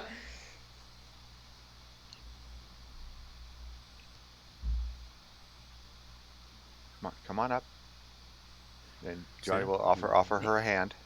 So what is that rune? Oh, Rana will take it. Somebody can The Arcana check time. I vote Rowan. investigate further if they'd like. Yeah, Rowan will investigate it.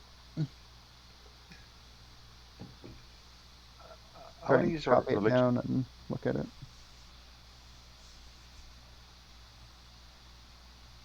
Do you want a check of some sort, or Yeah.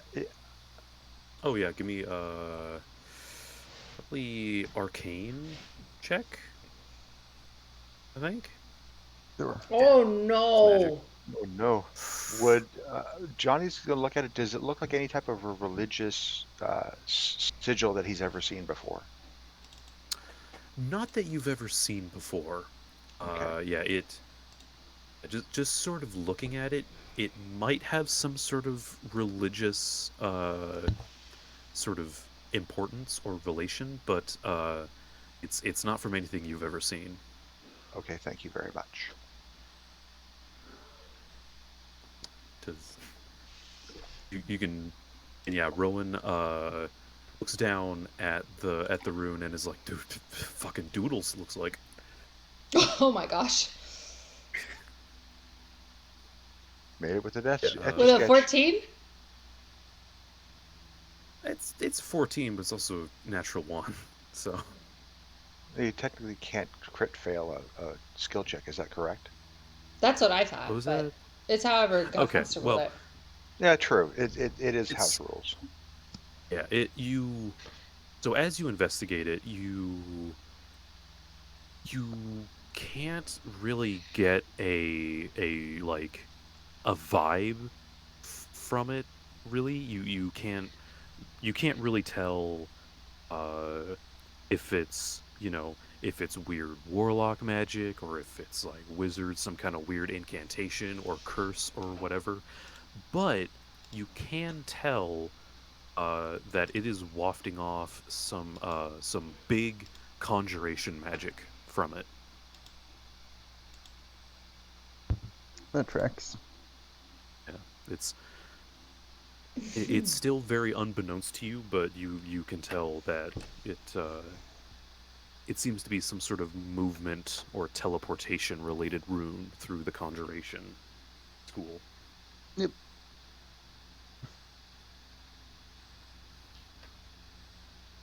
Well, let me see.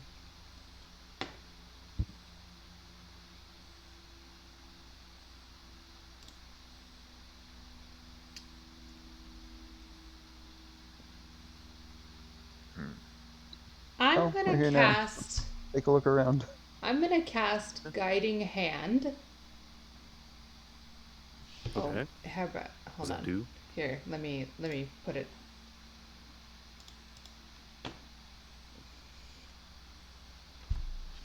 And then I'm gonna name the town we were in.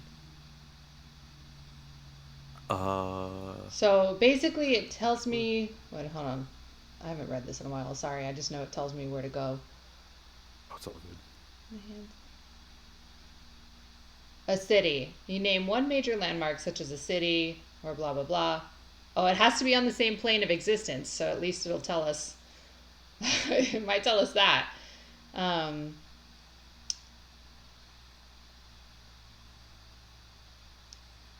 Whenever you move towards the hand, it moves away from you at the same speed in the direction of that city. Oh, okay. So it can show me the It's way like a back guiding thing. towards the Okay. town that we were in. Yeah, you cast the spell, you summon the hand, this sort of shimmering hand of light, and you see its fingers wiggle around for a little bit, seemingly trying to orient itself, and then sort of with a sudden jolt, similar to a bloodhound, it points directly at the ocean. Yep. Yeah. Okay. Okay. Okay. Okay. Um, Rana begins to recount crimes. uh,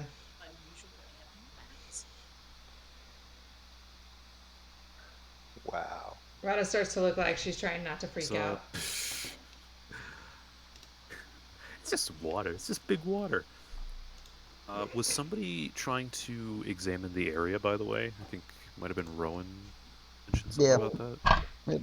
We're here. Might as well take a look around. Yeah, give me a perception check. All right. After seeing which way her hand points, she will also take. Rana will also take a look around. Yeah. Right. You can also roll a perception if you'd like. Oh, okay. I mean, my passive is a 22, so it's kind of just better to do it passive. All right, never mind then. So I'm just. I'll roll. And I'll yeah, roll. with Ah! all right, okay. Ah, So is Derek with with us? that is the very interesting thing, actually. As you all sort of wake up and look around, Derek is nowhere to be found. Yeah, huh? Yeah. Okay. He's been. Yeah. Yep. Sus. Sus! A little sussy. Sus, I say. So say so As you stay both sort of look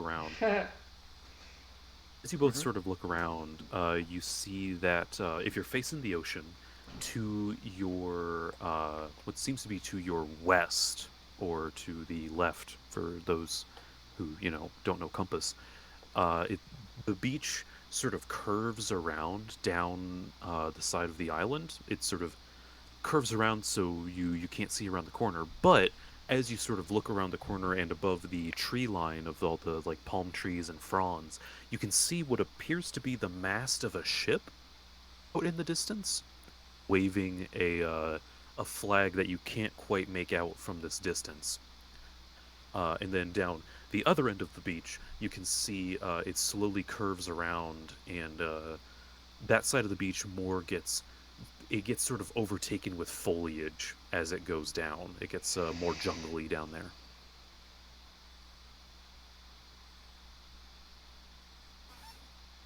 The mast of a ship implies people and a way to get the direction that Rana's hand is pointing. Shall we go and see what we can see? Maybe not just stride up on them, but at least take stock of what they are and then maybe approach them? Okay. Rana, what is that? Johnny gestures to the glowy hand. What is that telling you? Oh, that tells me that the town that we were just in is across the ocean.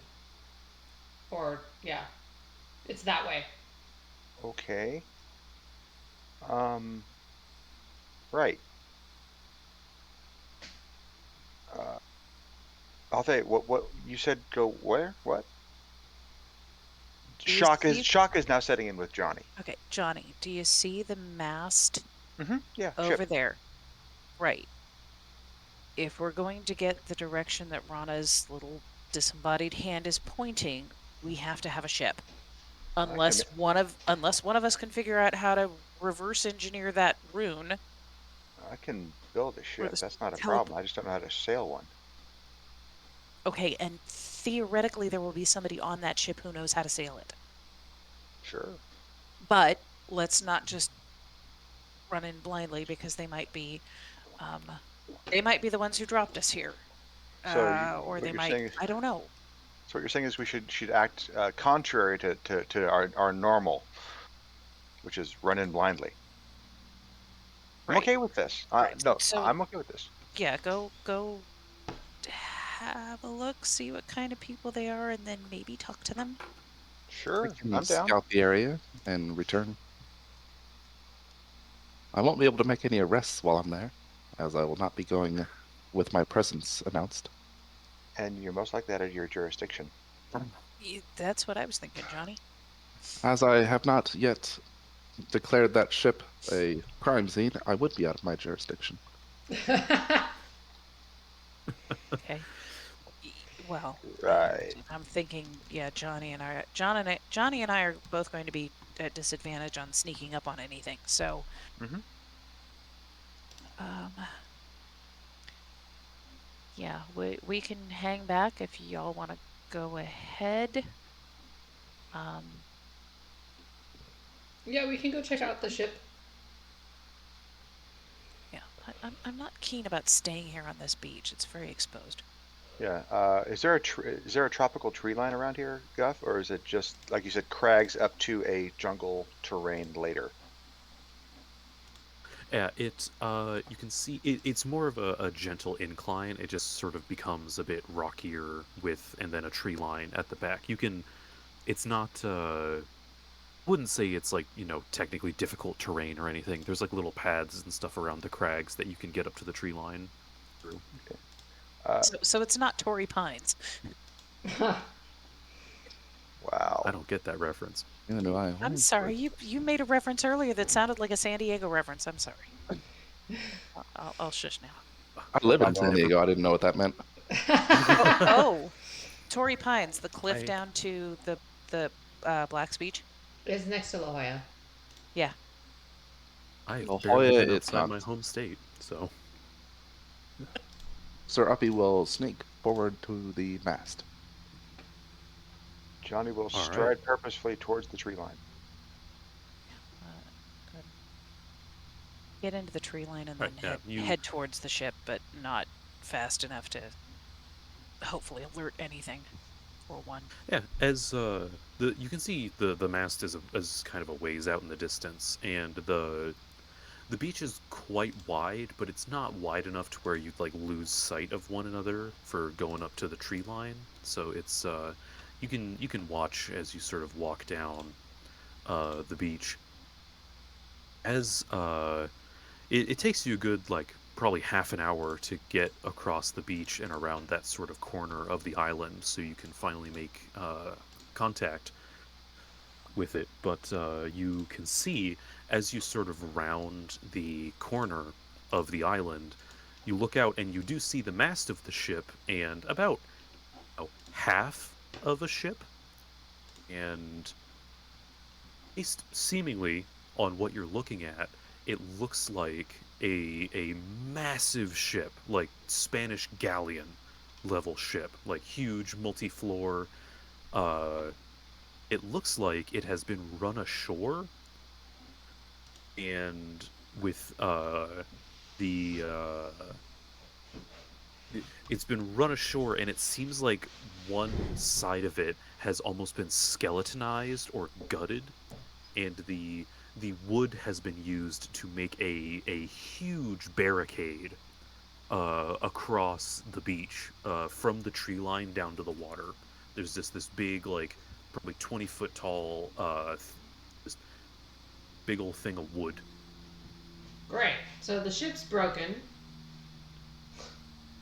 Now, are there two ships and one of them has been run ashore, or that is what we saw? That is what you saw. One ship with. You could only see one mast, but it is a massive, like 3-mast, big old ship. Okay. But it's Does it have black sails? not seaworthy. The sails are actually, as you look at the masts, you can see that a lot of the rigging seems to have been stripped off as well. Mm-hmm. Yes, the sails are pretty ragged, but you can see there is a flag fluttering in the breeze up at the top of the main sail. Mm-hmm. Is it? What kind of check would identify the flag? History? Just make a. I guess probably just like perception again. Knowledge local. Well, that's why I was going for history. Yeah. All right. Because knowledge local isn't a thing anymore. Because perception, I have no Yeah. pluses to. Okay, so Yeah. Whereas history, I do. So- Oh well. Sir Uppy and Johnny sort of leading the pack.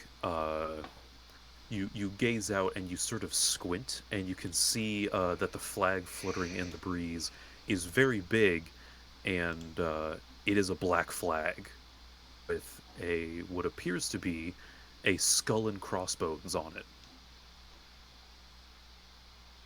I look over at Serapi. It might be. Oh, he's not where I am. So I look at Althea. It might be pirates. It's a black flag with a skull and crossbones on it. As some may know it, it looks very much like the Jolly Roger. Yeah, I kind of figured that. At least it didn't have cross. At least it didn't have cross cutlasses, because then it would be Jack Sparrow. Anyway, So yeah, I relay this information to Althea as we're moving towards it. Guys. From where she and I are up towards the tree line, where they're closer to the beach, can we see the condition that the ship is in?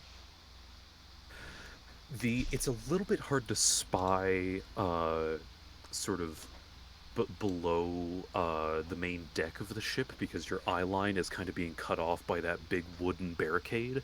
Mm-hmm. But based on the sails being gone, and you can see like even bits of the top deck are missing, and you can tell just from looking at it, Johnny being a sort of craftsman, that it's the same wood has been sort of peeled off the ship to make this barricade. Okay, It does not look ship shape. got it. Or Bristol fashion. Johnny's like, well, You can see, however, that, as you get yeah. closer, Mhm. standing on top of the barricade, you can see what appears to be a humanoid figure, sort of leaning against a bit of wood on the top of the barricade. Okay, Humanoid. humanoid, Okay. yeah. Johnny relays this information to Althea. He says, now the bad news is the ship is not currently seaworthy. The good news is I can fix it. But we still need people to sail it. True. Shall we head down and join the others? I'm curious what they're barricading against. Because we seem to be on the wrong side of whatever it is. All right. Well, should we head down, join the others, or wait and see what happens? Well, where did everybody go? Because Johnny and Althea headed for the tree line, and Sir Uppy headed for the headland, I guess, to go and see what the state of the ship was. Did Rowan and Rana just kind of hang out on the beach, or did y'all go into the tree line, or where'd you go? Uh, that's a good question. Mostly Johnny went to the tree line to get himself in his armor out of the sun. Yeah, you'd be roasting like a turkey in that. Exactly. Yeah.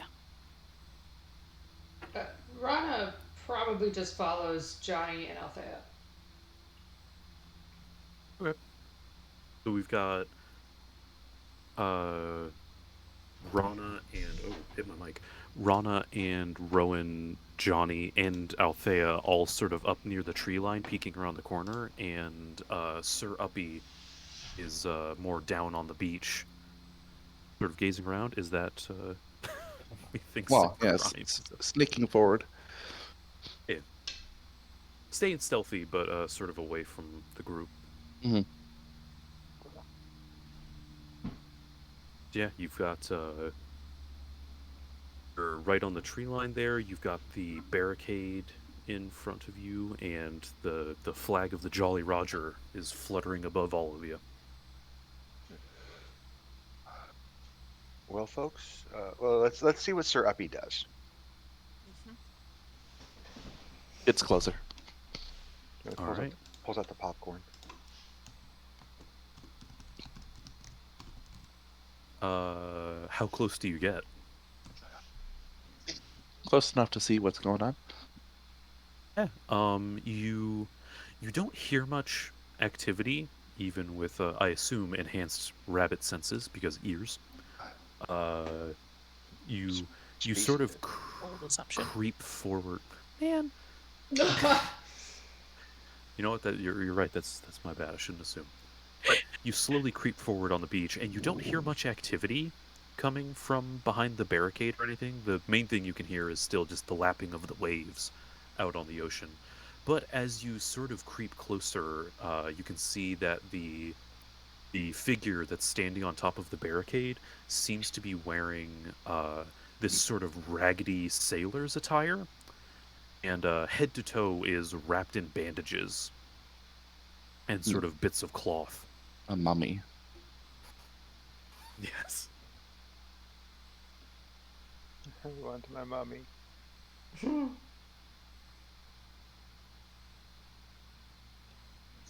So yeah, what do you And do? he's the only figure on either the barricade or the ship.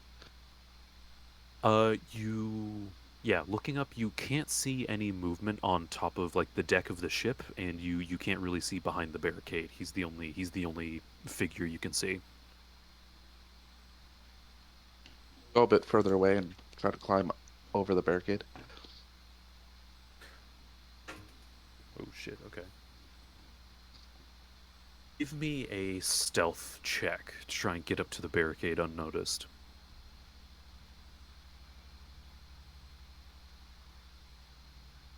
Ooh, Uh, yeah, plus you 12 do it. for stealth. Wow. That's awesome. Yeah, Sir Uppy sneaks along the beach, sort of ducking in between sort of duck in between like the craggy lines and the tree line and stuff, and you're up and you're at the bottom of the barricade now, without the figure on top noticing you. Mm, The barricade, once you get up close to it, you can see that it is sort of crudely crafted. It's sort of just like a bunch of wood that's been stacked together and then nailed together, uh, assumedly with like supports behind it, perhaps, because there's not much out here. It's kind of just a bunch of planks of wood nailed together in a vertical arrangement. Wonder if I go further away from the beach, if I could find a spot where it stops and I can go around. You might be able to. Oh, Try that. all right. You start creeping into the tree line, and as you get into the tree line, sort of out of view of the rest of the party, you sort of follow it along, and you see that the barricade, it does get a little bit shorter in the tree line, but it seems to continue going for quite a while, and it sort of starts to begin to have this curve back towards the ship.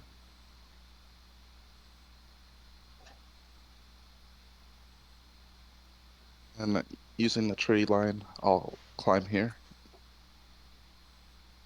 All right, give me do a probably like athletics, I think, to get over here. As I said, it's pretty ramshackle and just sort of nailed Yeah. together, so you can find like footholds and stuff pretty easy. Mm. Can I deceive it into thinking it's easier to climb? You know, I don't think so. Yeah, you attempt to sort of scramble up the barricade, but your feet slip and you fall back down onto the sort of forest floor, onto a branch, which snaps underneath you, and everybody else can sort of see they can hear like the cracks sort of echo along the empty beach, and they see the figure sort of stand up and start looking around on top of the barricade. Also back to the group.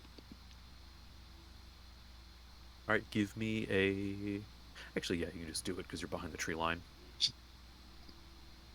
There's an Yeah, insurmountable barrier that constructed this fiendish device that can't be climbed, The heck? which I must say is a crime. They don't have the proper permits. Weird. Oh my gosh. I heard something fall. Are you okay? Oh yeah, I can fall from a number of feet equal to 2 times 10. Okay. Okay. So you say there's a barrier that can't be climbed. Well, maybe I can get us through it. How far is it from here? It's that away. Okay. Yeah, from where What you're we standing just set down the fire to beach, it. it's about 100 feet away. Okay. And what about people? What did you find over there besides a fiendishly complex barrier that can't be climbed? Just a single guard, possibly a mummy. Possibly a what? A mummy. Okay. It is the Isle of the Undead. Fantastic. Okay. Rana will be able to confirm that as they get closer. Well, confirm whether or not it's undead. Can we, because we're up in the trees, is there a way to get round behind the barrier from up here? So that we Looks don't like it have might to. curve all the way back around to the other side of the ship. Oh, Oh, it's like a circular wall. Got it. Possibly. Well, let's go over to it and take a closer look at it.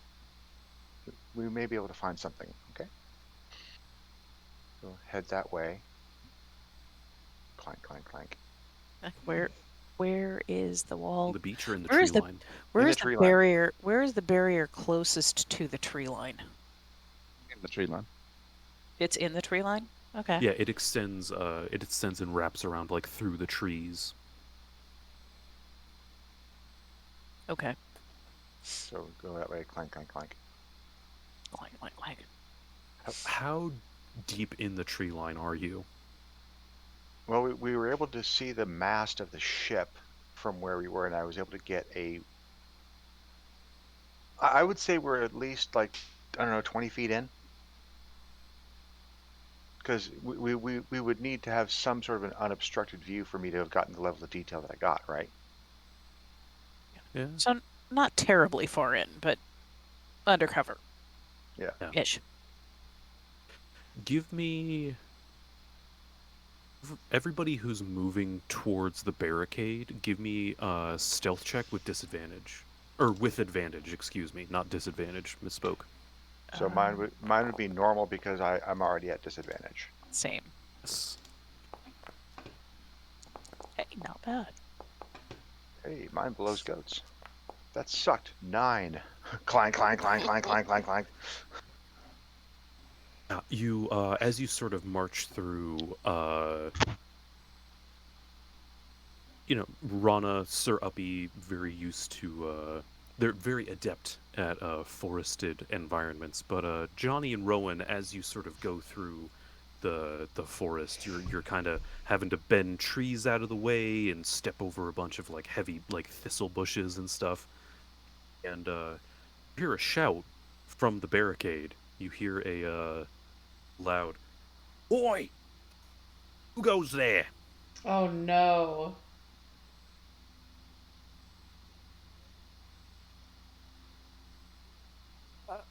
Castaways? Is it? Oh my god. Johnny's. It doesn't. It's not the same voice as the other guy with the Okay. Cockney accent. Okay. It's not him. Okay. Okay. Johnny's looking at everybody and goes. He just gestures for them all to keep moving away from where he is, and Johnny's like, It's like, can you help me? I'm really lost. I ended up on the beach. I don't know where I am, and I'm gonna try and use persuasion to. He's telling the truth, but still, try to really sell it, and get this guy's full attention on him. Are you gonna walk out of the tree line onto the beach, or? Yeah. Walk to Okay. the edge of the tree line. Althea will stop where she is and ready a javelin. Okay. You got probably about 30 feet out of the 100 feet closer to the to the barricade, so you sort of step out down beach, and the Mhm. figure you can see him sort of lean over the barricade to look at you, and he goes, how did you get here?" Well, there was this cave. There was this vampire and a big bubbling cauldron. And then there was an explosion, purple smoke. I wound up on the beach with a seagull on my forehead. Oh. What was the vampire's name? He didn't give his name. He was Oh. Is he trying to kill us? Yeah, he was too busy trying to kill us, and because he thought we were trying to keep him from getting home, we were just trying to, well, technically keep him from getting home. All right. Talked a lot like you, Here. actually. It's. I What? can only do so much, man. No, no, no. No, I know. I'm kidding. it plays. Here,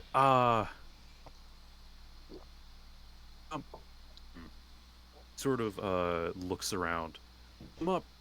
Come up to the gate. I'll let you in. And with that, you see him sort of disappear behind the barricade. Huh. That was interesting. Johnny will look back, shrug, and move forward. Crap. All right, Rana, what do we do?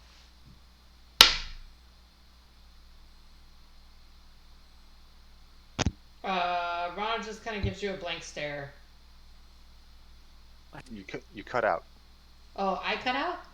Yeah, you had cut out mid-word. Oh, that's frustrating. It's my new mic and everything. Rana just gives you a blank stare. She's out of it. She's like so overwhelmed right now. Her first beach excursion, and this happens. I go out of my way to give you guys a beach episode, and this. Rowan, any ideas? Should we accompany him inside? Oh, that would require us to expose our presence. Right now, that thing thinks it's only Johnny.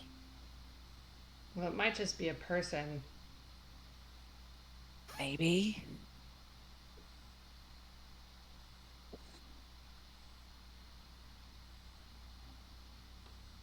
Let Johnny get inside the barrier. If he can find a way to let us in, or we can find another way in ourselves. All right. So while they're doing that, Johnny's going to make his way to the barrier. So continue your RP. I just wanted to.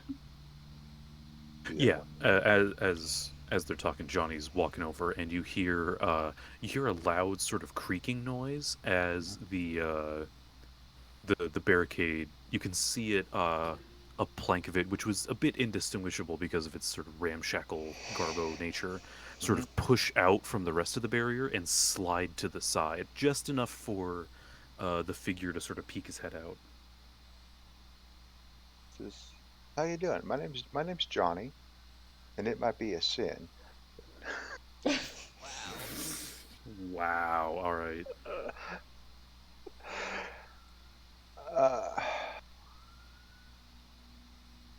What happened here? I can come in, yeah? Hold on. He sort of leans his head forward and glares at you. Lift the visor on the helmet so he can see my face. You're not turned. How much of this can we hear? You mean like into a vampire? No. Are you?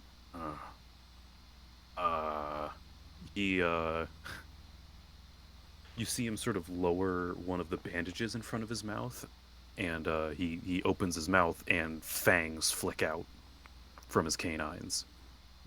Are we gonna have a problem? Not if you don't have a problem, mate.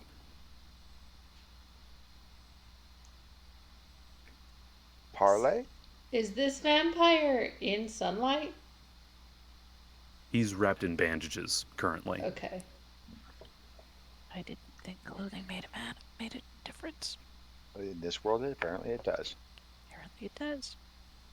They're pretty thick bandages. As Johnny got closer now, it looks like they've taken like bits of the sail essentially to make this sort of almost like a protective suit essentially. He's you can tell from his proportions he looks like a bit of a skinnier guy, but he looks he's covered head to toe in probably like an inch thick layer of this thick sail cotton.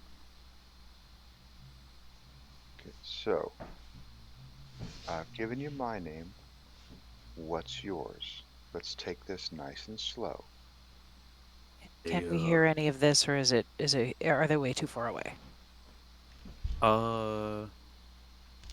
Most of the conversation before this, you were probably too far away, but now you're probably getting close enough you can start to hear it from the tree line.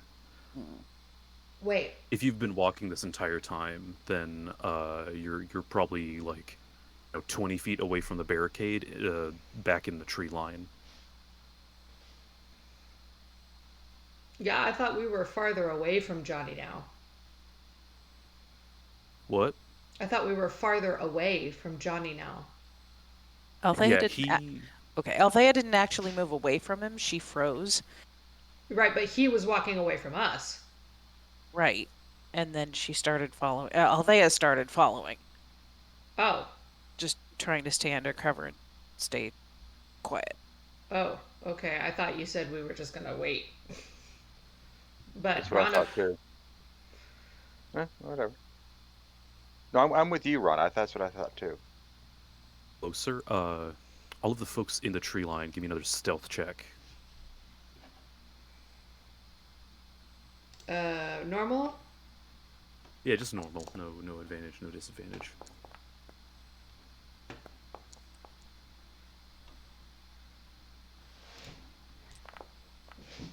All right. Yeah. Look at these wonderful rolls. You guys are able to sneak up. You're pretty close to the barricade at this point, and if you would so choose, you can get sort of close enough to the tree line that you can see and pretty much hear the conversation that Johnny's having. Is he within 60 feet? The vampire, is he within 60 feet of Rana? Yes. Oh, okay. So choose.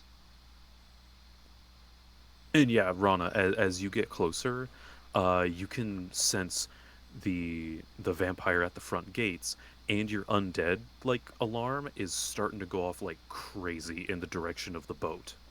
Ah, okay.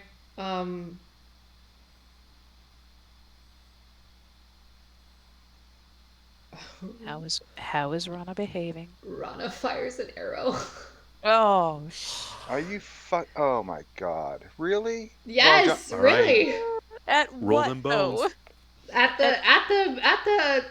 vampire that she can see, she knows he's undead, and as far as she can tell, Johnny is a Johnny's- lot closer to a ton of undead than they are, right? Or am I misunderstanding? No, and you're about to pick a fight for Johnny. Oh, Go ahead. This is gonna suck. Go ahead. This is gonna be. Yeah, roll it. I like it. Yeah, do it.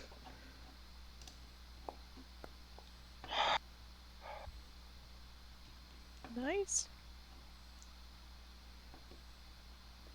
Yep, you hit him.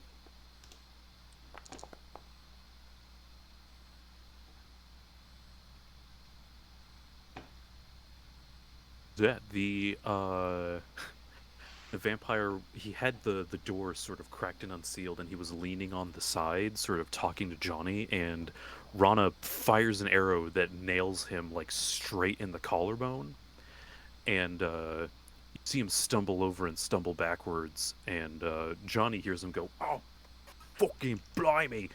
and vampire reaches up and starts grabbing and ringing a bell that's behind the barricade, and you suddenly hear a lot of commotion come from behind the barricade.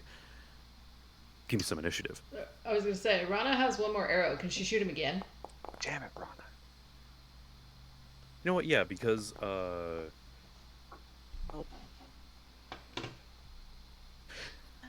so when you shot him, he sort of doubled back and sort of fell over behind the barricade. So I'm not sure if you have a sight line on him now. Okay. But because you did instigate with a sneak attack, I'm gonna give y'all a surprise round Okay. at the beginning of this.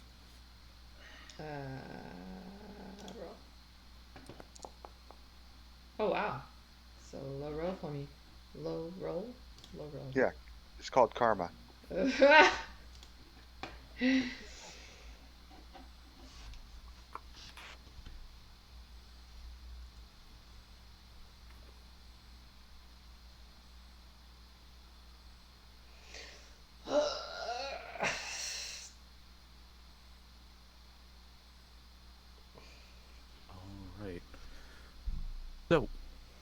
Looks like it is Sir Uppy up first. You are. If you were standing sort of at the edge of the tree line, you've got about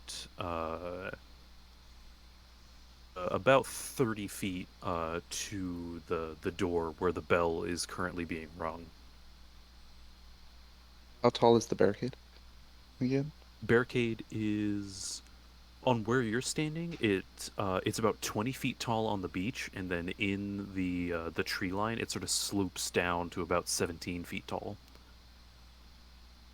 Okay, so Oppie will run forward to where the opening is and do a quick bunny hop onto the top of the barricade and shout into the area. This is now a crime scene. Everyone inside is under arrest. And then look around. Cut out a little bit. What was that?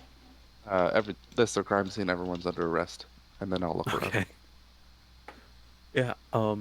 As you sort of look around, you see a bunch of these sort of ramshackle tents set up in front of the ship, and basically entire like one half of the ship has essentially been like gutted and stripped apart. The front half of the ship, it looks like they tore it apart in order to build the barricade, which circles around this little area of beach and sort of cuts in and out of the tree line. And as you look inside, you hear a lot of commotion happening, and a lot of movement is coming from the tents and inside the ship.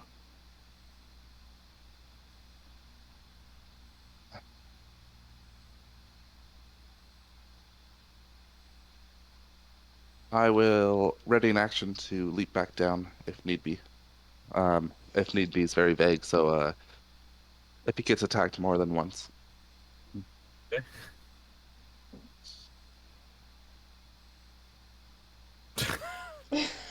Keeping a list. I love it. Is that your turn? Yeah. All right. It is now Johnny's go. Johnny disengages and steps back from combat. Okay.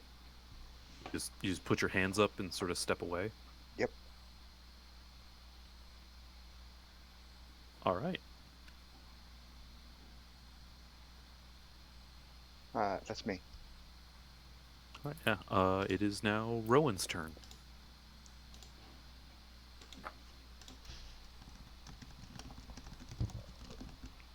Well, Rowan currently can't see anything 'cause of the barricade, so just move forward and take the dodge action. You're moving forward like out onto the beach. No, staying in the tree line, but sort of just on the edge. Okay. Is that that's all you're doing? Yeah. Can't see All right. anyone, It so. is. It's Rana's go.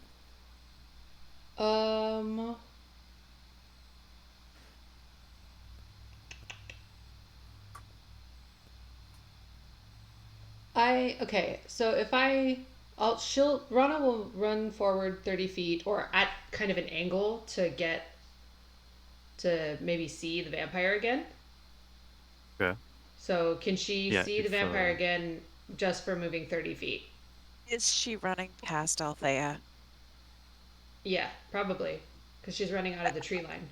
Althea's gonna tackle her and try and keep her hidden. Ooh. Okay. Give me contested. Would this be like athletics? Trying to go for the tackle and trying to dodge? So Or like grapple. mine would be, I guess grapple. Athletics versus, athletics versus either acrobatics or athletics, or like the shove action to put her on the ground. Yeah, what he said. Probably for the tackle, so God help me. What the fuck? Oh, wow. Well, okay, so what? I'm rolling acrobatics? Yeah. Yeah. Okay. Well, that's definitely not going to beat a 20. Yeah. So she knocks me to the ground? I grab you and grapple you to the ground.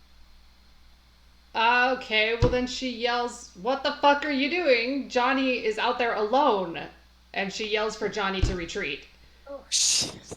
So at Althea's trying to cover your mouth too. So this is just not. as Did I knock the wind out of her at least? Come on. you definitely, you know what, with a natural 20, my crime senses are tingling. With a natural 20, I'm gonna say that you were able to you knock both of you prone onto the forest floor, still in the tree line, and you're able to get a hand over Rana's mouth, so she just kind of into it.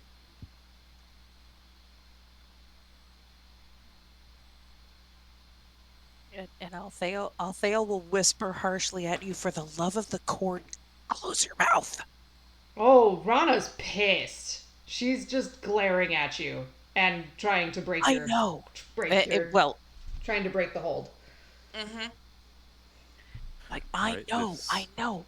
Just, I'm gonna still count this as the surprise round, so I'm gonna skip the monster initiative, and it is now Althea's turn. Althea is still busy trying to keep Rana from breaking her hold, and your rapid fire just look. Johnny disengaged. He's trying to make. We can't go in there. There's too many. We can't go in there right now. We have to have a plan. You have to calm down. Rana doesn't look like that's not working. That's not working. Especially if you're covering her mouth and she can't say anything back. Well, if she at least quiets down, it's Nope. Sorry. Rana, don't make me knock you out. She's just gonna keep struggling. Oh my god.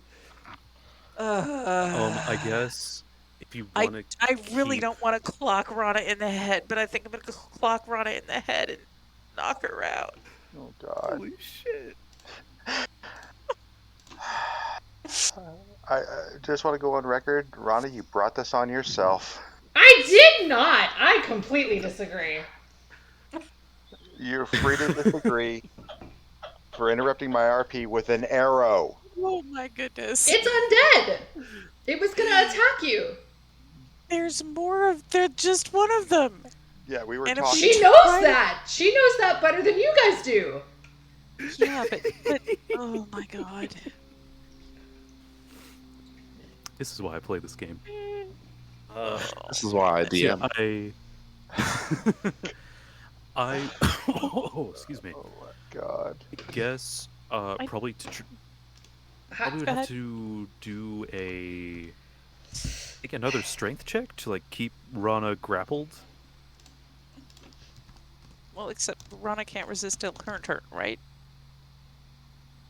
Maybe. How does that work? So now that it's Althea's turn, does she have to do another thing to keep her grappled, or No. can Rana contest it on her turn? On Rana's turn.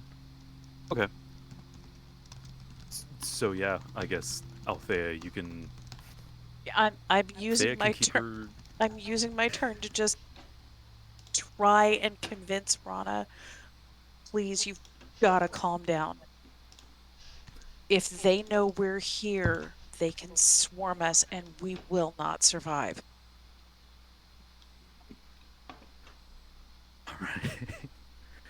Alright. If that's Althea's turn, I think it's back to Sir Uppy.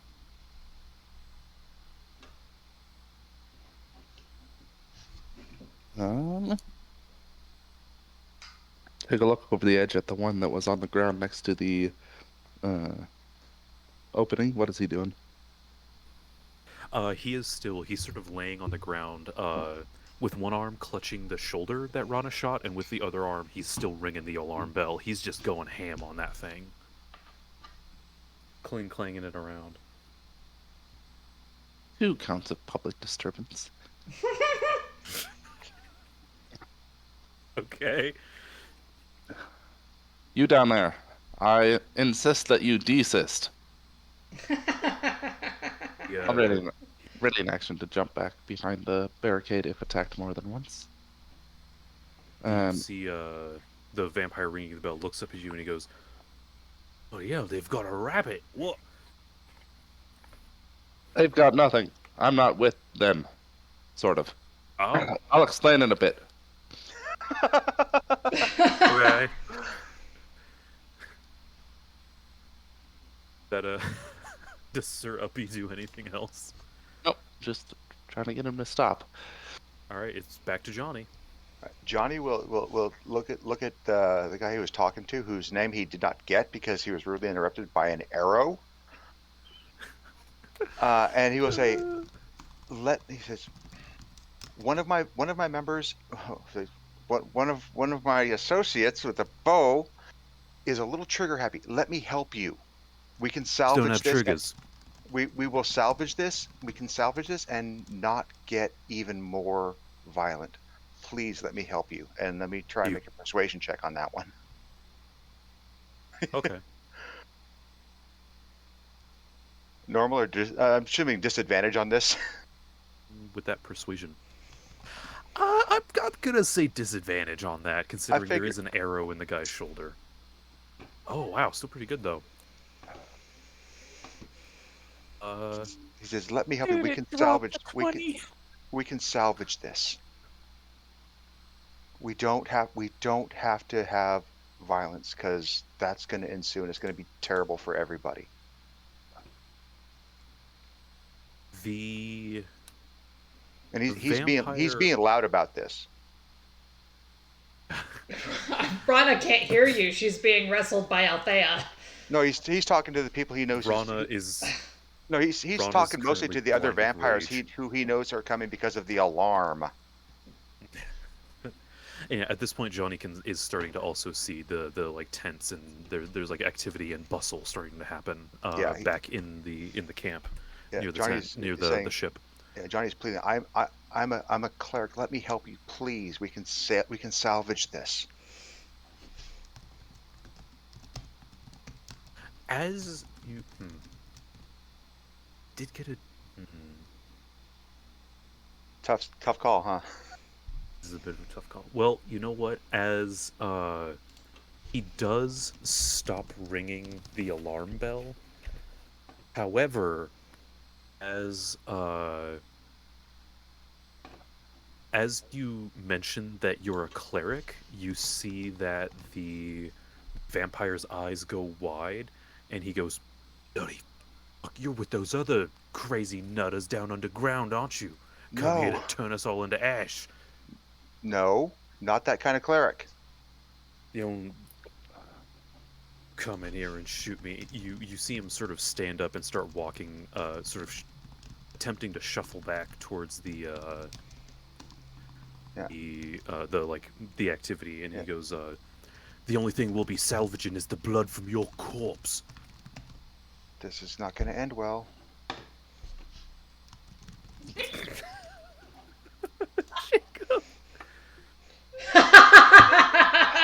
So is this discussion okay? So this discussion is my action, right? Okay.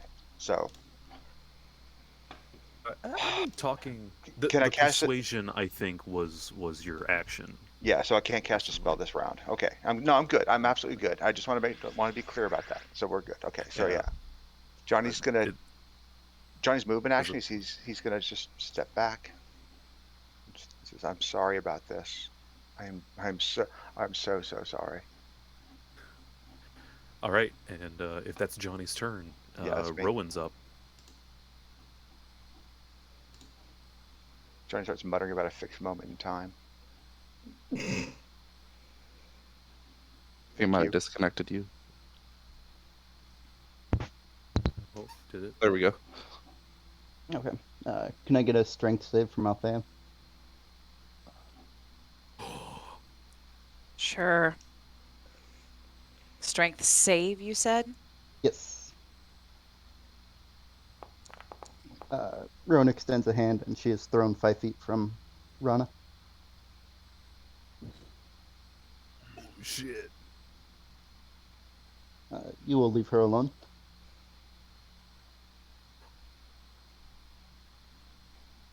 I hope Rana got the last thing that I said before I got thrown forcibly away. Before Rowan used the Force, apparently. Okay. Mhm. Big blue Jedi weirdo.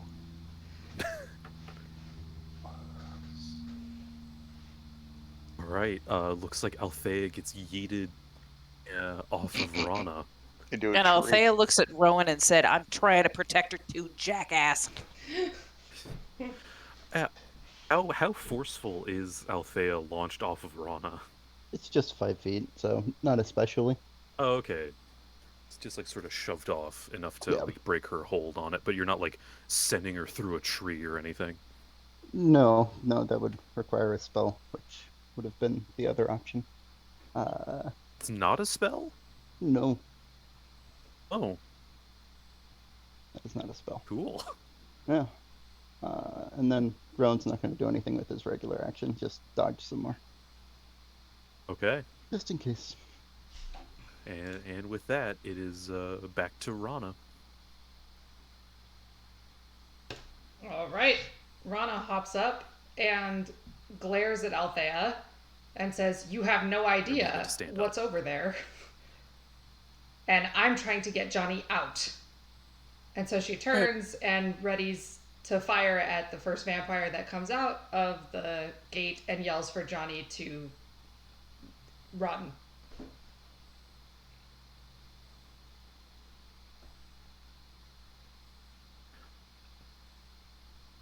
Okay, is that your turn? That's my turn.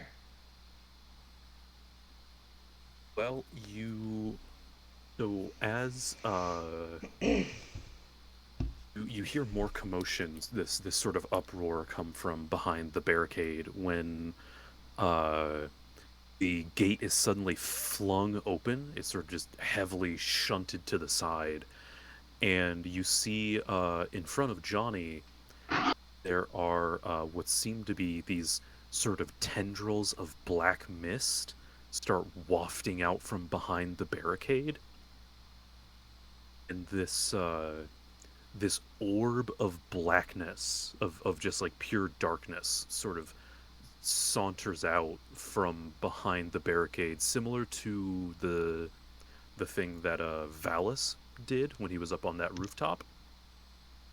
Oh, okay, Uh, okay. before it lightly starts to dissipate, and standing underneath it, you see a man uh, standing a little bit taller than Johnny, who is wearing this open sort of Fabio-esque shirt with like this big popped collar, a big leather sort of overcoat slung over his shoulders haphazardly, with a big old brimmed like almost musketeer like hat with a big feather coming off the top of it, and over his face you can see what appears to be this chainmail mesh that comes down from the inner brim of his hat down over his face, and he seems to be almost carried on a wave of this dark sort of mist before standing up in front of Johnny, and he sort of steps off onto the beach. Well, that looks like a boss. Does Rana let that arrow fly? Does she think he looks like a vampire? Oh, he's got big vamp energy. He's got Then like big flowing locks coming back. You can see he's got pointed ears, but not like elf pointed ears, like that's vampy pointed ears. yep. So that's what I said, Yep. isn't it? That's what I said. Yep, that's what you said. Good God, Gonna- Rana, you are determined to get Johnny killed. No, I'm trying to help him get out of there, and he's not moving. No, go ahead, do your thing. And as well, Johnny, as this figure Oops. sort of struts That's out an assumption. from as this figure struts out from behind the barricade, you Mhm. can your sort of clerical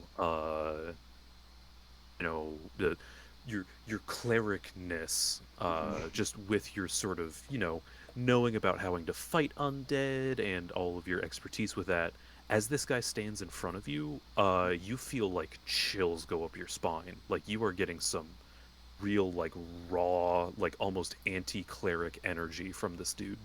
Mm-hmm. And Okay. Rana lets that arrow fly. Okay. But as the arrow streaks forward, you see the man in the hat sort of lift his arm and clutch his fingers. And another smaller, like, dark orb of energy appears in the arrow's path, and the arrow is, like, swallowed by it and disappears.